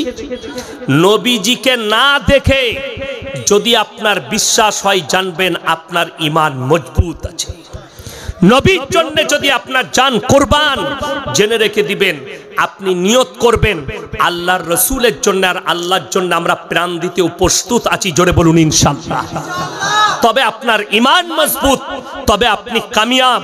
আমরা আল্লাহকে দেখিনি কিন্তু শুনেলেন জান্নাতীদের সর্বশ্রেষ্ঠ উপহার কি হবে? আমার ভাই, আমাদের দেশের যখন কোনো ছেলের বিয়ে ঠিক হয়, তার বাবা এসে বলে তোমার লেগে লালবাগে একটা মেয়ে দেখে এলাম, খুব সুন্দর দেখতে। কোথায় দেখলে? বলে ওই মতিঝিলের ওখানে দেখে এলাম, মেয়েটা খুব ভালো দেখতে, তো তুমি পরের সপ্তাহে দেখতে যাবে, আমি ডেট করে এসেছি। সেই ছেলেটার আর ঘুম হবে? কথা বলে না, খালি মনে হবে ওই তারিখটা কবে আসবে। আমি যখন লখনৌয় পড়াশোনা করতাম উত্তরপ্রদেশে, ইরফানিয়ায় যে বছরে কিরাত পড়ি, আমার মা ফোন করে বলল কুরবানিতে বাড়ি আসবে, তোমার বিয়ে ঠিক করেছে। আমি কখনো পড়ার জীবনে আত্মীয় বাড়ি যাইনি, বাইরেই কাটিয়েছি, গুজরাটে, উত্তরপ্রদেশে, এইভাবে আমার পড়ার জীবন কেটে গেছে। তো কার সঙ্গে? ফুপুর মেয়ের সঙ্গে। তো আমাকে বললে বাড়ি এসো, আব্বা টাকা পাঠালো, টিকিট কাটলাম। বাকরা ঈদের ছুটি হবে, বাড়ি যাব, আসার নিয়ত ছিল না, খালি সেই বছরে আমার পড়া শেষ, যাওয়ার পরেই বিয়ে হবে। তো প্রত্যেক দিন একবার করে টিকিটটা বার করে দেখতাম, আল্লাহ কবে ডেটটা হবে, তারিখটা। কি বুঝলেন? এটা বাস্তব কথা বলছি, মনে লাড্ডু ফুটে আশা, আমি আমার অর্ধাঙ্গিনী, যে আমার বিবি হবে, যে আমার জীবনের সাথী হবে, তাকে আমি নিজের চোখে কবে দেখব, এই যে মনের আশা। আমার প্রত্যেকটা মুমিন ভাইকে অনুরোধ করে বলছি, নামাজে সিজদায় পড়বেন, নামাজের পরে চোখে পানি ফেলাবেন। আল্লাহ জান্নাতের সবথেকে জান্নাতীদের দামি উপহার হবে আল্লাহ দিদার। জোরে বলুন সুবহানাল্লাহ। আপনি অপেক্ষা করবেন আর নামাজের পাটিতে কাঁদবেন, আল্লাহ তোমার দিদার কবে হবে, জান্নাতটা কবে প্রবেশ করব, আমার গুনাহ মাফ করে আমাকে জান্নাতে দিয়ে আমাকে তুমি এই উপহার দিও। জোরে বলুন সুবহানাল্লাহ। এটা মুমিনদের জন্য আশার একটা পথ বললাম, আশা করবেন আল্লাহ গুনাহ থেকে বাঁচাও। আল্লাহর কসম করে বলছি, জান্নাতীরা এতটা সুখী হবে, এখন যে বেঈমান কাফেররা, যে মুসলিমদের মধ্যে বিদ্বেষী এনেছে, যে মুসলমান ঘরের ছেলেরা নাস্তিক হয়ে আছে, বেঈমান কাফের হয়ে আছে, আল্লাহর কসম মরণের পরে বুঝতে পারবে। আজকে যারা অস্বীকার করে কোরআনকে, আল্লাহকে, আল্লাহর কসম পৃথিবীতে যতগুলো ধর্ম আছে, যতগুলো ধর্মের মানুষ আছে, সবাই একে অপরকে অস্বীকার করবে, কিন্তু মৃত্যুকে আল্লাহর কসম অস্বীকার করতে কেউ পারবে না। মাইকেল জ্যাকসন বলেছিল, আমি ওষুধের মাধ্যমে, ডাক্তারের মাধ্যমে, টাকার মাধ্যম দিয়ে আমি 150 বছর বাঁচতে চাই। আল্লাহ তাকে 50 বছর বয়সে মৃত্যু দিয়েছিল। সে যখন বুঝতে পেরেছিল আমার কাছে মৃত্যুর হানা দিচ্ছে, আমার আর বেশি দিন সময় নেই, শরীরের মধ্যে পয়জন হয়েছে, সে কালমা পড়ে ইসলাম কবুল করেছে আল্লাহর ইশারা থেকে। জোরে বলুন সুবহানাল্লাহ। তাকে কেউ বাধা দেয়নি, তার গায়ে কেউ তলোয়ার ঠেকায়নি। পৃথিবীর শ্রেষ্ঠ বক্সিং ফাইটার, তার নাম হচ্ছে মাহমুদ আলী, ইসলাম কবুল করেছে সে আল্লাহর খালি ইশারা দেখে। আপনারা ভেবে দেখুন, পাকিস্তানের একজন ক্রিকেটার, তার নাম খ্রিস্টানদের ইউসুফ ইউহানা, আজকে সে হচ্ছে মোহাম্মদ ইউসুফ, কালমা পড়েছে, তাকে কেউ তলোয়ার ঠেকায়নি। আল্লাহর কৃপায় আল্লাহ যাকে হিদায়াত দিবে সে হিদায়াত পাবে। অথচ আপনাকে দেখিয়ে দিচ্ছি, তসলিমা নাসরিন মুসলিম ঘরের মেয়ে, সে নাস্তিক এবং বেঈমান কাফের, তাকে মুসলমান বললে গুনাহ হবে। কলকাতার নাজিয়া ইলাই খান, এই হারামের আওলাদ থেকে, এদিকে যারা মুসলমান বলবে তাদের পাপ হবে। এরা মুসলমান নাম তো রেখেছে, কিন্তু এদিকে মুসলমান বলা যাবে না। আসাদ নূরের মতো হারামের আওলাদ, যে প্রতিনিয়ত আল্লাহ নবীকে গালি দিচ্ছে, আল্লাহকে গালি দিচ্ছে, রসুলকে গালি দিচ্ছে, মৌলবীদিকে গালি দিচ্ছে, এরা মুসলমান ঘরে জন্ম নিয়েও মুসলমান নয়। তাই জেনে রেখে দিবেন, মুসলমান ঘরে জন্ম নিয়ে জান্নাতে যাবে এটা কোনো শর্ত নাই। মুসলমান ঘরে জন্ম নিলে সেই জান্নাতি, এটা কোনো শর্ত নয়। মুসলমান ঘরে জন্ম নিলে সে মুসলমান, এটা কোনো শর্ত লেখা নাই কোরআন আর হাদিসে। মুসলমান ঘরে জন্ম লেখ, আর হিন্দু ঘরে জন্ম লেখ, আর দলিত ঘরে জন্ম লেখ, আদিবাসী ঘরে জন্ম লেখ, খ্রিস্টানের ঘরে জন্ম লেখ, ইহুদির বাড়িতে জন্ম লেখ। রাসূলের হাদিসে আছে যে যে বাচ্চা জন্ম নেয় পৃথিবীর বুকে ভূমিষ্ঠ হয়, যে ধর্মে হোক, যে বাড়িতে হোক, যে কাস্টে হোক, সেই বাচ্চাটা মুসলমান হয়ে জন্মগ্রহণ করে। জোরে বলুন সুবহানাল্লাহ। মুসলমান হয়ে সে জন্মগ্রহণ করে। ওই জন্য জেনে রেখে দিবেন, পৃথিবীতে কার ঘরে জন্ম করলো জানি না, যদি কালমা পড়ে মুসলমান হয় সে মুমিন, কালমা পড়ে ঈমান আনে তা সে ঈমানদার, এবং তার জন্য জান্নাত অপেক্ষা করছে আল্লাহর। এরকম হাজার হাজার পৃথিবীর ইহুদি, নাসারা, খ্রিস্টান, কত বেঈমান কাফের আজকে ইসলামের ছায়া তলে এসছে, আর তোমরা চোখে দেখতে পাবে। এটা আল্লাহর কালাম। কিয়ামতের পূর্বে যে গোটা পৃথিবীর সমস্ত মানুষ কিভাবে দলে দলে ইসলামের ছায়া তলে এসে প্রবেশ করছে। জোরে বলুন সুবহানাল্লাহ। আল্লাহ নবী সাল্লাল্লাহু আলাইহি সাল্লাম একটা নমুনা দেখেছেন, কি নমুনা? যেদিনে মক্কা বিজয় করেছেন গোটা মক্কার মানুষ ইসলামের ছায়াতলে চলে এলো। তারা বেঈমান কাফের ছিল, মুশরিক ছিল, আল্লাহ ব্যতীত অপরকে তারা সিজদা করত, আল্লাহ ব্যতীত অপরকে মানত। কিন্তু রসুলের মেহনতে, রসুলের আখলাকে, চরিত্রে আপনি আখলাক দেখান, চরিত্র দেখান, একটা মুসলিমের চরিত্র হবে সেই মুসলিম কোনো নেশাগ্রস্ত জিনিস শ্রবণ করবে না, খাবে না, ধারে পাশে যাবে না। আপনার আখলাক দেখে একটা অমুসলিম ভাই বলবে যে ইসলাম এত সুন্দর। যারা মদ খায় না, যারা গাঁজা খায় না, যারা বিড়ি খায় না, যারা সিগারেট খায় না, যারা গুটকা খায় না, যারা খৈনি খায় না, যারা এই ধরনের কোন জিনিসকে যারা মুখে লাই না, একমাত্র হালাল খাবার খায়। আজকে কষ্টটা কোথায়? আমাদের দেশের অনেক মুসল্লি আছে সকালবেলায় বিড়ি না খেলে তাদের হাগাই হয় না। ঠিক বললাম না ভুল বললাম? গুটকা খাচ্ছে, মসজিদে কুলুকুচি করে নামাজে দাঁড়াচ্ছে। অথচ আপনারা বলুন তো, কাঁচা পেঁয়াজ খেয়ে মসজিদে যাওয়া যাবে? কেন? নবীজি নিষেধ করলেন। কিসের জন্য নিষেধ করলেন? মুখের দুর্গন্ধ। রাসূলের হাদিস আছে, তোমরা অতক্ষণ পর্যন্ত মুমিন হতে পারবে না যতক্ষণ পর্যন্ত তোমার কাছ থেকে তোমার প্রতিবেশী সুরক্ষিত নয়, তাকে সুরক্ষা দিতে হবে। আপনি কাঁচা পেঁয়াজ খেয়ে মসজিদে গিয়েছেন ফজরে, আপনার মুখের দুর্গন্ধে আপনার পাশের মুসল্লি সে কষ্ট পাচ্ছে, নবীজি নিষেধ করলেন, যেতে পাবে না। ইমানদারির সঙ্গে বলুন, কাঁচা পেঁয়াজের হাদিসটা আপনি বুঝতে পারলেন যে নবীজি নিষেধ করেছে, তাই কাঁচা পেঁয়াজ খেয়ে মসজিদে যাওয়া যাবে না। ইমানদারির সঙ্গে বলুন, বিড়ি সিগারেট গুটকা খেলে মুখে আতরের মতো সেন করে তো না? পেঁয়াজের থেকেও খারাপ গন্ধ বাবা, পেঁয়াজের থেকেও খারাপ গন্ধ আপনি খাচ্ছেন। দ্বিতীয় নম্বর, এই যে আমাকে দুধটা দিল মুফতি সাহেব, এই দুধটাই যদি উনি বলতেন যে হুজুর এটাই বিষ মিশানো আছে, আপনি খেলে মারা যেতে পারেন, তা খাবেন, তা দেখুন, ওটা আর খাওয়া যাবে? যদি বলে দেওয়া হয় বিষ মিশানো আছে খাওয়া যাবে, ইসলামী শরীয়তে ওটা হারাম। জেনে শুনে বিষ পান করা, আত্মহত্যা করা কি হারাম। ইমানদারির সঙ্গে বলুন, সিগারেটের প্যাকেটে, গুটকার প্যাকেটে, বিড়ির প্যাকেটে ক্যান্সারের কারণ লেখা আছে না নাই? হানিকারক। আপনি জানছেন, জানার পরও নিজের জীবনের ক্ষতি করছেন। আপনি গুনার কাজ করছেন না নেকির? আপনি নিজে বিচার করবেন। হুজুরকে জিজ্ঞেস করছেন, হুজুর বিড়ি গুটকা সিগারেট খাওয়া কি? হুজুর বললেন মাকরু। আপনি বললেন আরে হুজুর বলে দিয়েছে মাকরু, তাহলে চালিয়ে যা। আচ্ছা বলুন তো, আপনাদের ইমাম সাহেব যদি সিগারেট খায়, তাকে রাখবে না তাড়াবে? তাড়িয়ে দিবে। ইমাম সাহেব খেলে তাড়াবে, আর তুমি খেলে? ইমাম সাহেব দাড়ি চাচলে ইমামকে আর রাখবে? ইমাম রাখবে কেউ? দাড়ি চেঁচে দিলে ইমাম সাহেবের পেছনে নামাজ পড়বে? বলে তাড়িয়ে দেওয়ার পেছনে নামাজ হবে না? আচ্ছা, ইমাম সাহেব দাড়ি চাচলে তার পেছনে নামাজ হবে না, তুই দাড়ি চেঁচে ইমামের পেছনে কি করে পড়িস বে? কথাটা বুঝতে পারেননি? ফতোয়া তোমার দিকে ঘুরে যাবে। ইমাম সাহেব সিগারেট খেলে তার পেছনে নামাজ হবে না, আর তুমি সিগারেট খেয়ে ইমামের পেছনে নামাজ পড়বে। তোমার বিবেককে জিজ্ঞেস করো, আমি হারাম ফতোয়া দিতে আসিনি। আগে আপনি আপনার বিবেককে জিজ্ঞেস করুন। কাঁচা পেঁয়াজের দ্বারা, গন্ধর দ্বারা মানুষ কষ্ট পেলে যদি নবীজি নিষেধ করে, বিড়ি সিগারেট গুটকা যারা খাও, তারা মুসল্লি তো 5 মিনিট থাকবে আপনার পাশে, ঠিক কিনা কথা বলে? মুসল্লি কতক্ষণ থাকে? 5 মিনিট, নাহলে 10 মিনিট, তারপরে সরে যাবে নামাজ শেষ হলে। কিন্তু সব থেকে বেশি সময় কে কাটায়? বিবি। তোমার বউকে জিজ্ঞেস করবে, আমি বিড়ি খাই, গুটকা খাই, সিগারেট খাই, তোকে কেমন লাগে? ও মনে মনে ভাববে, আটকুড়ার বেটা তোকে তো ঝাঁটা মারতে মন যায়, কিন্তু বলবো কি? বউ তো, বাস্তব কথা বলছি, তার হৃদয়কে জিজ্ঞেস করেছো? তোমার বিড়ির গন্ধে, তোমার সিগারেটের গন্ধে, তোমার গুটকের গন্ধে, গুটকার গন্ধে তার স্ত্রী তোমার কতটা কষ্ট পায় তোমার দুর্গন্ধে। স্বামী হিসাবে তোমাকে খালি মেনে নেয়, স্ত্রী হিসাবে তোমার খিদমত করে, তা না হলে তার ভেতরেও আল্লাহ নফস দিয়েছে, তার ভেতরেও ভাবনা চিন্তার একটা জায়গা দিয়েছে, সেও কষ্ট পায়। তোমার স্ত্রীর যে কষ্ট, সেই কষ্টর হিসেবটাই কিয়ামতের দিনে দিতে পারবে না। তুমি কষ্ট দিচ্ছ।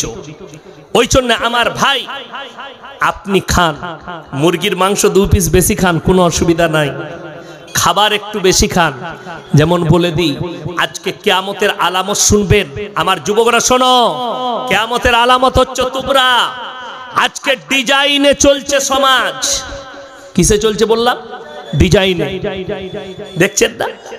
বউ যদি আচ্ছা কেউ যদি নিজের স্ত্রীকে বলে আমি রাত্রে পরোটা খাবো, একটু গাওয়া ঘি দিয়ে পরোটা করে দিও, দিবে না দিবে না? আচ্ছা সেই পরোটাটা সুন্দর হবে না হবে না?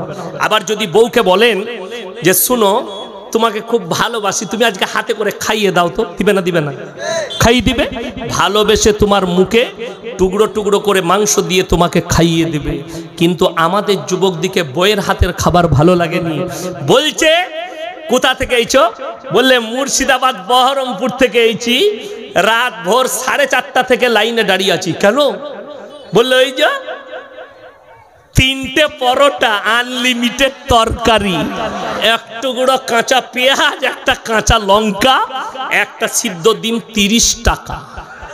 কে কি তেল দিয়ে যে করছে আর কিভাবে যে তরকারি রাঁধছে জানে না, আর বিবি তোমার জন্য এত যত্ন করে খাবার দেয়, ভালো লাগে না?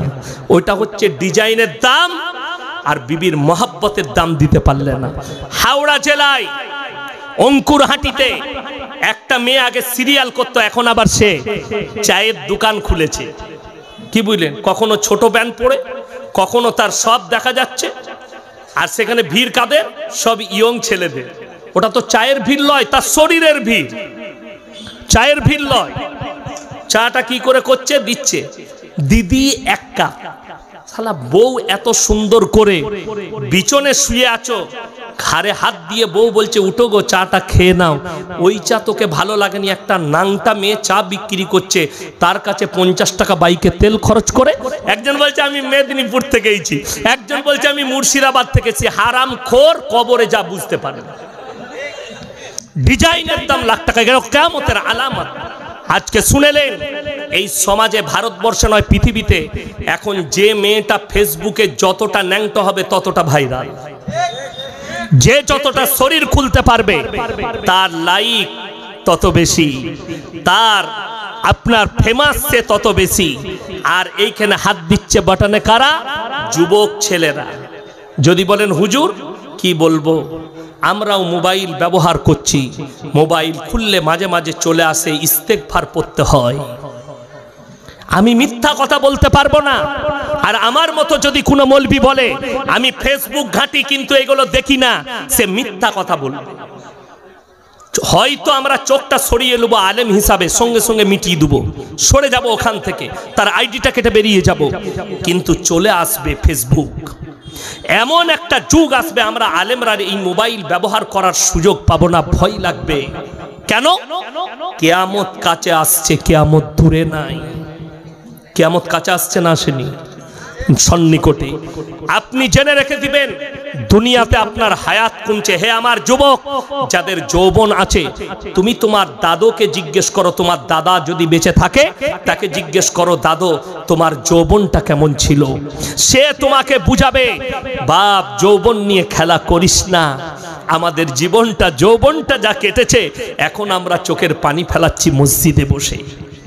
70 বছর বয়স হয়ে গেছে, তখন তাদের খালিয়ার পর শুয়ে বালিশে চোখের পানি ফেলা ছাড়া কোনো কাজ নাই। তারা যখনই 80 কোটা পেরিয়ে যাবে, শুয়ে শুয়ে খালি ভাববে আমি কবে মরবো, মৃত্যু কবে আমার কাছে আসবে, আর তাদের চোখের পানিতে ভিজে যাবে। কেন? তারপরে দুনিয়ার সব শখ মিটে যায়, এরপরে খালি মৃত্যুর শখটাই তার কাছে থেকে যায়, কবরের শখটাই তার কাছে থেকে যায়। হে আমার যুবক, তুমি সর্বদা ইবাদতে লিপ্ত হও, হক পথে চলো। বিবির থেকে বড় নিয়ামত পৃথিবীতে আল্লাহ কিচ্ছু দেয়নি, যেটা হালাল বিবি। তার সঙ্গে তোমার জন্য কোরআনে বলেছে তোমার বিবিকে তোমার জন্য খেতি বাড়ি করা হয়েছে। তুমি বিবি ছাড়া, প্রত্যেকটা মানুষ কোরআন খুলুন, 18 পারা প্রথম পৃষ্ঠা। কাদ আফলাহাল মুমিনুন আল্লাযীনা হুম ফি সালাতিহিম খাশিউন ওয়াল্লাযীনা হুম আনিল লাগবি মুরিদুন ওয়াল্লাযীনা হুম লিয-যাকাতি ফাইলুন ওয়াল্লাযীনা হুম লিফুরুজিহিম হাফিজুন ইল্লা আলা আজওয়াজিহিম আও মা মালাকাত আইমানুহুম ফাইন্নাহুম গায়রু মালুমিন। কাদ আফলাহাল মুমিনুন। হে আমার নবী, প্রকৃত মুমিন কারা? নবীজি বললেন প্রকৃত, হে আমার নবী বলো মুমিন কারা? মুমিনদের 1 নম্বর চরিত্র আর আখলাক হবে আল্লাযীনা হুম ফি সালাতিহিম খাশিউন। তারা যখন নামাজ আদায় করবে ধীর স্থিরতার সঙ্গে নামাজ আদায় করবে, ধীর স্থিরতার সঙ্গে নামাজ আদায় করবে। তারা ধীরে ধীরে নামাজ পড়বে। আমার ভাই 5 মিনিটের নামাজে 10 মিনিট খরচ করুন। আমাদের সমাজের লোক মসজিদে কখন ঢুকে? ইকামত শুরু হয় তখন। লালবাগে দোকান আছে, ইকামত শুরু হয়ে গেছে, তাড়াতাড়ি শাটারটা ফেলি দিয়ে গিয়ে উজুর আল্লাহু আকবার। আর মনে পড়ছে না ক্যাশ বাস্কতে চাবি লাগাইছি না লাগাই, নামাজটা কত সুন্দর হবে। অনেকজন আবার নামাজে দাঁড়িয়ে টাকা গুনে, আজ বেশ ভালো বিক্রি বাটা হলো না, এ টাকা গুনে। জানে নবীজি বলেছেন নামাজে দাঁড়ালে ফাইন্নাহু ইয়ারাক, তোমরা মনে মনে ভাববে আমরা আল্লাহকে দেখতে পাই বা না পাই, আমার আল্লাহ আমাকে অবশ্যই দেখছেন। ফাইন্নাহু ইয়ারাক, দুনিয়ার সব হাজত ছেড়ে দিয়ে নামাজে দাঁড়াও। পেশাব লাগলে প্রস্রাব করে নাও, পায়খানা লাগলে পায়খানা করে নাও। আমাদের সমাজের লোক জুম্মার দিনে নামাজ পড়তে যাবে, বিবি বলল 11:30টায় খাবার হয়ে গেছে, খেয়ে নেন। না না, সেরকম ভোগ তো লাগেনি, আগে নামাজটা পড়েই আসে। চলে গেল মসজিদে, ইমাম সাহেব লম্বা খুতবা দিয়েছে, সূরাও লম্বা ধরেছে। দ্বিতীয় রাকাতে দাঁড়িয়ে মনে মনে ভাবছে সালা খেয়ে নিলি ভালো হতো, বে এত লম্বা সূরা ধরে ভোকই লেগে গেল। নামাজ আর খাবার একসাথে ঢুকে গেল, গোলমাল। এইটাই নবীজি বলেছেন হাজত সেরে লাও। অল্প ভোগ লেগেছে, অল্প খেলেন, নামাজ পড়ে আবার খাবেন, হাজত মিটে গেল, নামাজে ধ্যান থাকবে। আসরের নামাজে মসজিদে ঢুকেছেন, আপনি ঢুকে দেখলেন ইকামত হচ্ছে, আপনাকে হালকা পায়খানা লেগেছে, আপনি মনে মনে ভাবলেন আগে নামাজটা পড়েলি, জামাতটা ছাড়া যাবে, তারপরে পায়খানা করবো। নামাজে দাঁড়িয়ে গেলেন, লম্বা সূরা ধরেছে ইমাম সাহেব, এরপর চতুর্থ রাকাতে দাঁড়িয়ে খালি এরকম করছে, সালা করে নিলি হতো বে। নামাজ আর পায়খানা মিশে গেল। ইসলাম নিষেধ করেছে না, নবীজি নিষেধ করেছে, হাজত সেরে নেন, আগে পায়খানা করে নেন। আচ্ছা, কোন মৌলবীর বয়ান শুনেছেন কোন হুজুরের? সে বলেছে 24 ঘন্টা মসজিদে ঢুকে থাকবি। আমার 1 লাখের উপরে বয়ান ছুটছে, একটা বার করতে পারবেন না।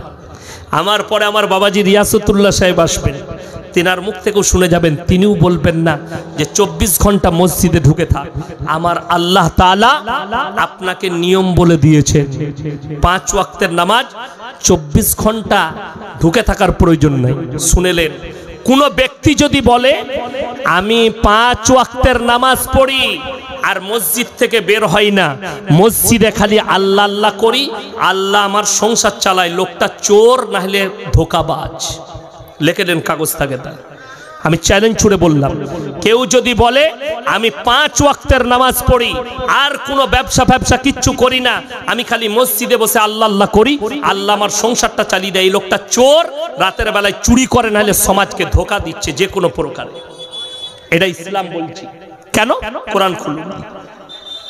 আমার আল্লাহ রাব্বুল আলামিন সূরা জুমআয় বললেন, ইয়া আইয়ুহাল্লাযীনা আমানু ইযা নুদিয়া লিস-সালাতি মিন ইয়াউমিল জুমআহ ফাসাউ ইলা যিকরিল্লাহি ওয়া যারুল বাই যালিকুম খায়রুল লাকুম ইন কুনতুম তা'লামুন।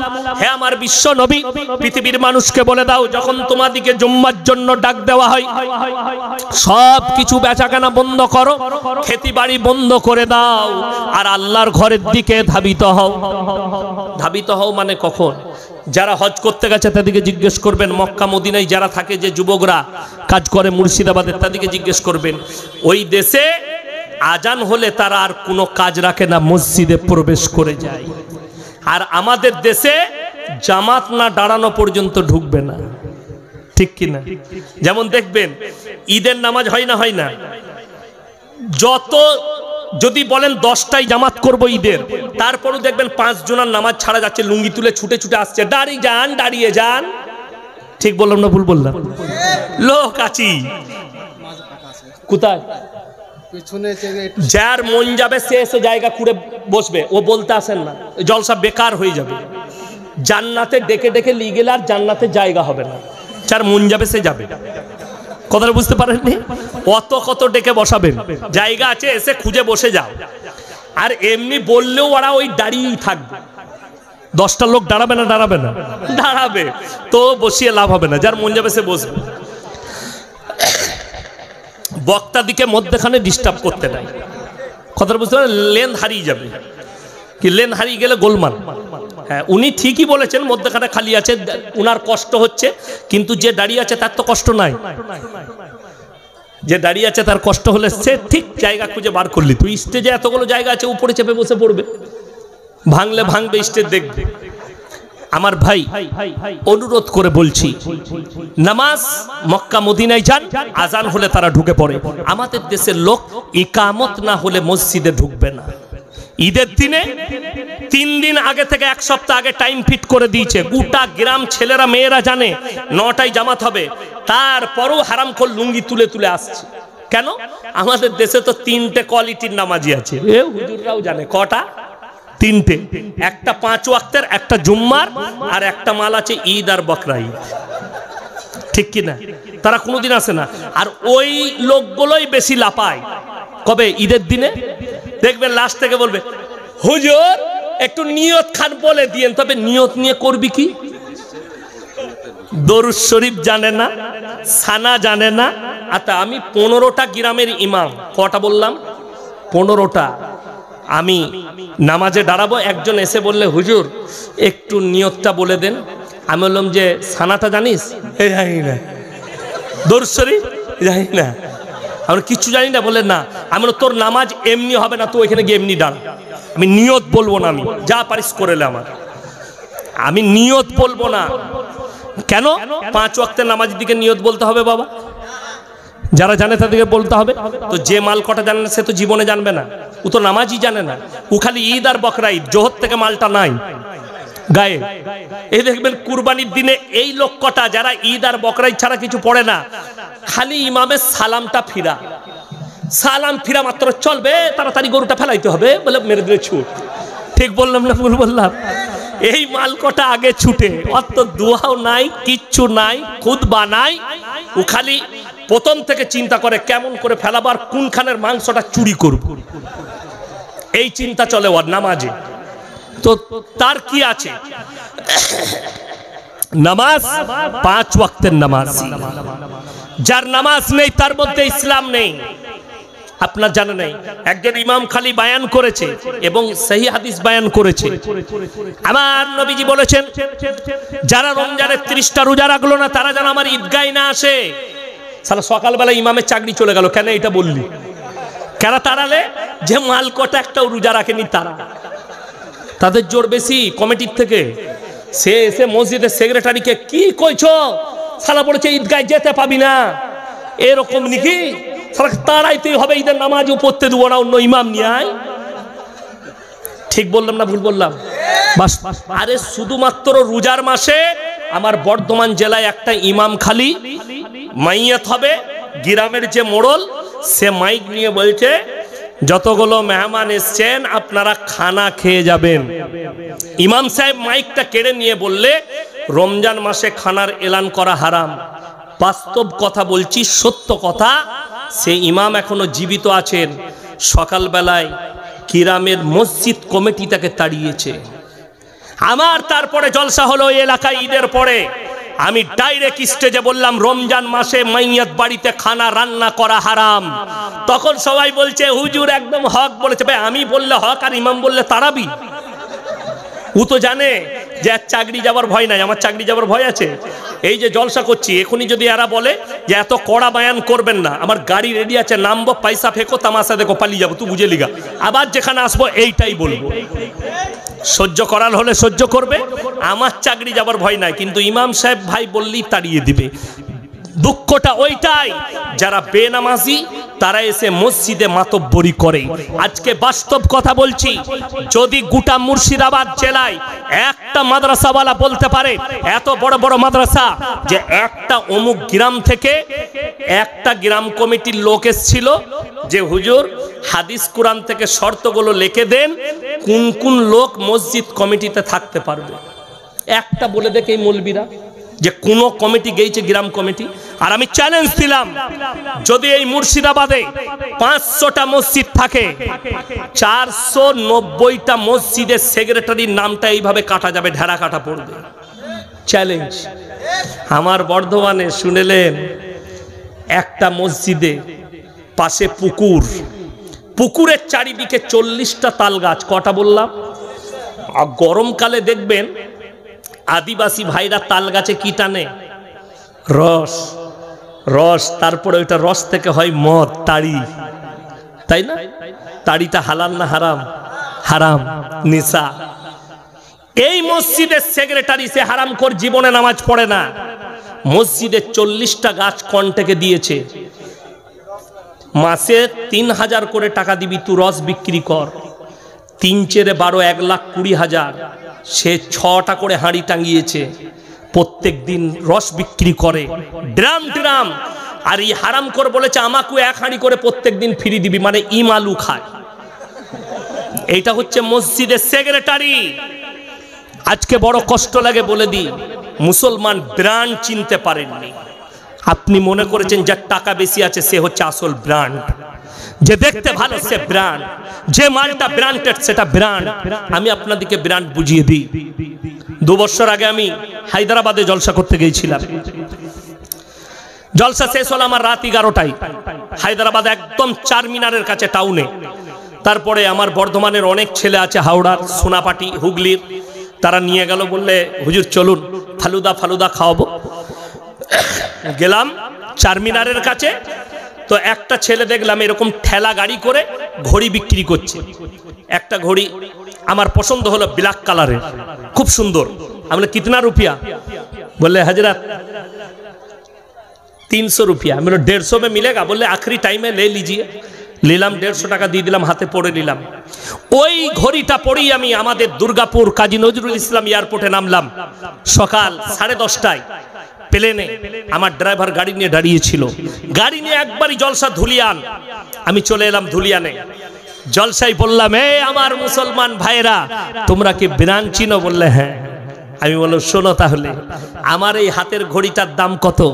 একজন বললে হুজুর 7000, একজন বললে হুজুর 5000, একজন বললে হুজুর 2500, একজন বললে 1200। যতজন দাম বলেছে কেউ ভুল বলেনি, সবাই ঠিক বলেছে। আপনাদের মনে মনে হবে হুজুর কেন ঘড়ির দাম তো মাত্র 150? কেন? যে 7000 বলেছে সে মনে মনে ভেবেছে ইয়াসিন সাহেবের মতো বক্তার হাতে ঘড়ি আছে, মালটা কুমা হবে না, মালটা দামি হবে। কথাটা বুঝতে পারেননি? সবাই এইভাবেই দামটা বলেছে, কিন্তু ঘড়ির অরিজিনাল দাম 150। খালি লোকটা পাল্টে গেল, দাম পাল্টিয়ে গেল।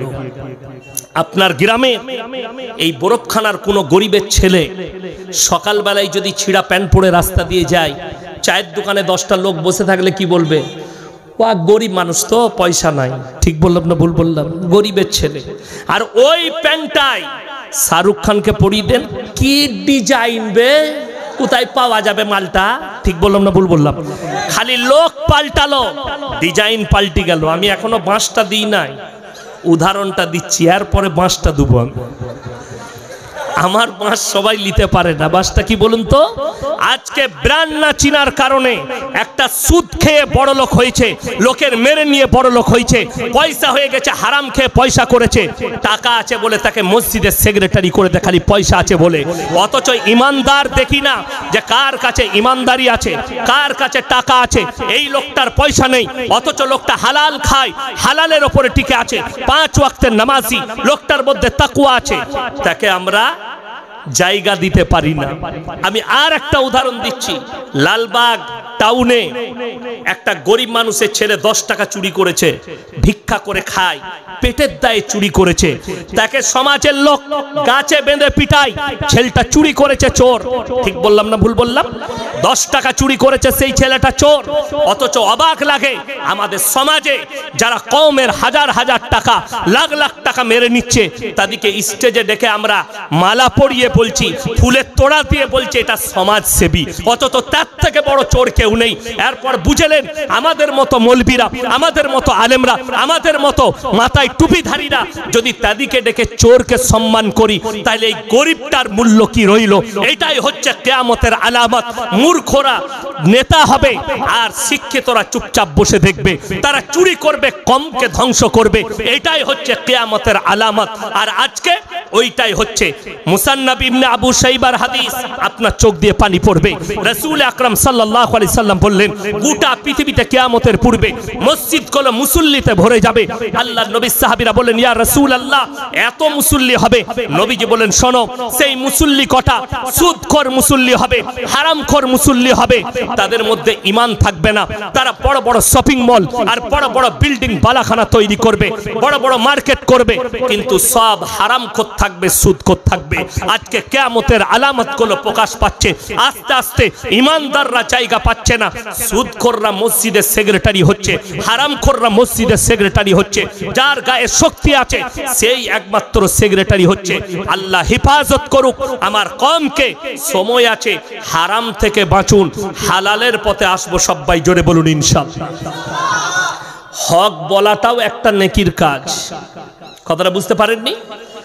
হক যদি কেউ বলতে পারে, আচ্ছা হকের জিত আছে না নাই?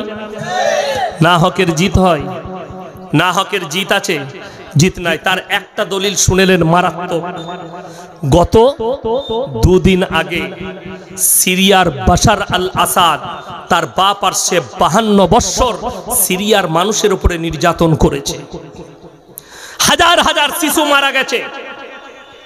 একটা শিশু গত বছরে ওই সিরিয়ার বলেছিল আমি আল্লাহকে বলে দেব মৃত্যুর আগে। আল্লাহ তার কথাকে শুনেছে। বাশার আল আসাদকে হাসিনার মতো দেশ ছেড়ে পালাতে হয়েছে পরিবার নিয়ে। এইটার নাম আল্লাহ। তারা হকের ওপরে টিকে ছিল বলে আল্লাহ তাদেরকে সেই জায়গা দিয়েছে। আজকে হাসিনাকে দেশ ছাড়তে হয়েছে, তার কারণ একটাই, বাংলাদেশের আলেম উলামাদের উপরে নির্যাতন এবং নিরীহ মানুষের উপরে নির্যাতন। শুনে রেখে দেন, যারা নেতা হবেন, যারা বিচারক আছেন, তারা শুনেলেন। কিয়ামতের দিনে যারা মনে করছেন আমি গ্রামের বিচার করতে পাচ্ছি, বিচারক করেছে আমাকে গ্রামের মানুষ, মানে আমার বিরাট ব্যাপার, তুমি কিয়ামতের দিনে তোমার জন্য পেরুনো দুষ্কর হয়ে যাবে তুমি যদি একটা অন্যায় বিচার করে থাকো।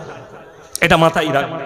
ওই জন্যে নেতা হওয়ার আগে, বিচারক হওয়ার আগে 10 বার ভাববেন যে আমি মানুষকে সমান চোখে দেখে বিচার করতে পারবো কিনা। আমার কাছে যেন দুই না হয়।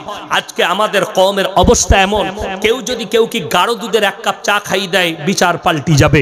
500 টাকার লোট খুঁজে দিলে বিচার পাল্টিয়ে যায়। তুমি চিন্তা করো, তোমার কাছে টাকার জন্য যদি বিচার পাল্টায়, আল্লাহর কসম পৃথিবীর কোনো মৌলবি মোল্লা পীর ফকিরের দোয়া তোমাকে কিয়ামতের দিনে পার করাতে পারবে না। আল্লাহ ডার করিয়ে তোমার কাছে কঠিন হিসেব নিবে। এই হকটা যদি মুসলমান বুঝে, তাহলে সে ইমানদার হবে এবং হক বিচার করবে। আমাকে অনেক সময় ডাকে এলাকায়, কি ব্যাপার, ছাড় তাল্লাক হবে। আমি সব সময় বলি, যদি ডিভোর্সের বিচার হয় আমাকে ডাকবি না, যদি জুড়ার বিচার হয় আমাকে ডাকবি। আমি জুড়াতে আছি, তোড়াতে নাই। যদি বলো মিল করতে হবে। একটা আমি গেলাম, কি ব্যাপার, ছেলে মেয়ে 2 পক্ষ বলছে আমরা ভাত খাওয়াবো না।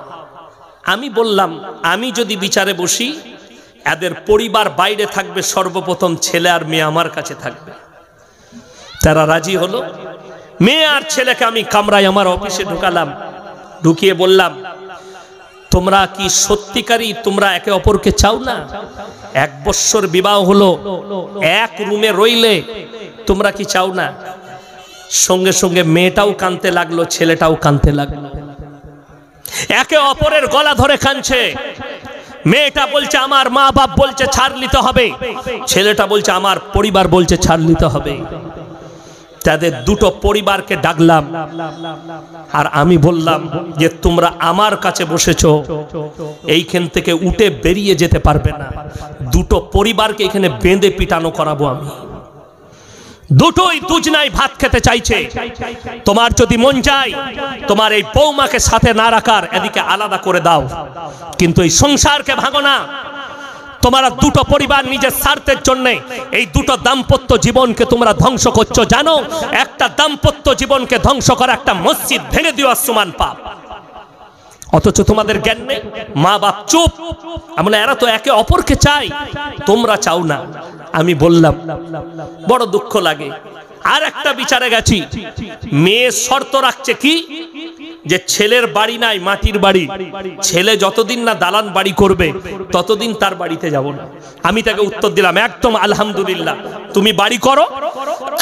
মেয়ের বাপকে বললাম কাগজে আর একটা কথা লেখো, তোমার মেয়ে দালান বাড়ি না হলে আসবে না, এরপরে তুমি যতদিন না দালান বাড়ি করবে তোমার মেয়ে তোমার বাড়িতে যাবে না। এটাও লেখো শর্তটা। মেয়ের বাপ জব্দ আমি গরিব মানুষ কোথা থেকে করবে, আমরা হারাম করি, ই গরিব মানুষ কোথা থেকে করবে আল্লাহ না দিলে? চুপ চুপ চুপ চুপ চুপ চুপ। ফাইসালা শেষ। আল্লাহ যেদিনে হবে যে বাড়িতে দিবে দাম্পত্য জীবন একটা মুমিনা মেয়ে, তার জন্য একটাই হচ্ছে শর্ত, স্বামী সে যেখানে রাখুক খালি স্বামীর সুখ, স্বামী যদি তাকে ভালোবাসা দেয়, গলা ধরে তার গালে চুমু খায়, তার সঙ্গে তাকে যদি খাবার দাবারটা দেয়, সবজি হোক আর যাই হোক, স্বামীর মহাব্বত থাকলে জঙ্গলে থাকলেও তোমাকে থাকতে হবে। এটাই হচ্ছে একটা মুমিনা মেয়ের লক্ষণ। আর যারা পয়সার দিকে লক্ষ্য দেয় এই মেয়েটা হারগিজ মুমিনা নয়। বড় কষ্ট লাগে। ওই জন্যে নেতা হতে গেলে, বিচারক হতে গেলে ভেবে চিন্তে হবেন। ন্যায় বিচার করতে পারলে, ন্যায় কথা বলতে পারলে তবে বিচারক হবেন, বিচারে বসবেন, না হলে যাবেন না। আমি ন্যায় কথা বলতে না পারলে আল্লাহর কাছে হিসেব হয়ে যাব। এরপর আপনাদেরকে হক বুঝাবো যে হকের জিত আছে কিনা। একটা আরবি কিতাবের গল্প, এটা কোনো হাদিস কুরআন নয়। কেউ ভাববেন না যে ইয়াসিন সাহেব হাদিস বলে দিলে যে অপপ্রচার করবেন না। এটা আরবি কিতাবের একটা গল্প। কি বললাম? গল্প, ঘটনা। এটার মধ্যে কিন্তু জ্ঞান আছে। অনেক গল্পের মধ্যে জ্ঞান থাকে না, থাকে না? কি গল্প? একজন বাদশা, ইমানদার বাদশা, ন্যায়পরায়ণ বাদশা, তিনার বয়স হয়েছে 80 বছর। তিনি চিন্তা করছেন আমি মরে যাওয়ার পরে আমার রাজ্যে যদি কোনো বেঈমান নেমোখারাম বাদশা বসে যায় তাহলে আমার রাজত্বের মানুষরা কষ্ট পাবে। এটা তার মনে চিন্তা। আমি মরে যাওয়ার পরে যেন আমার এই গদিতে একটা যদি বেঈমান বাদশা বসে যায় আমার রাজত্বের লোক কষ্ট পাবে। আমি যেমন ইমানদার হকের উপরে আছি, এইখানে একজন হক্কানি বাদশাকে বসাতে হবে। তিনি চিন্তা নিলেন আমি বেঁচে থাকতে থাকতে আমার রাজত্ব তাকে দিয়ে যাব।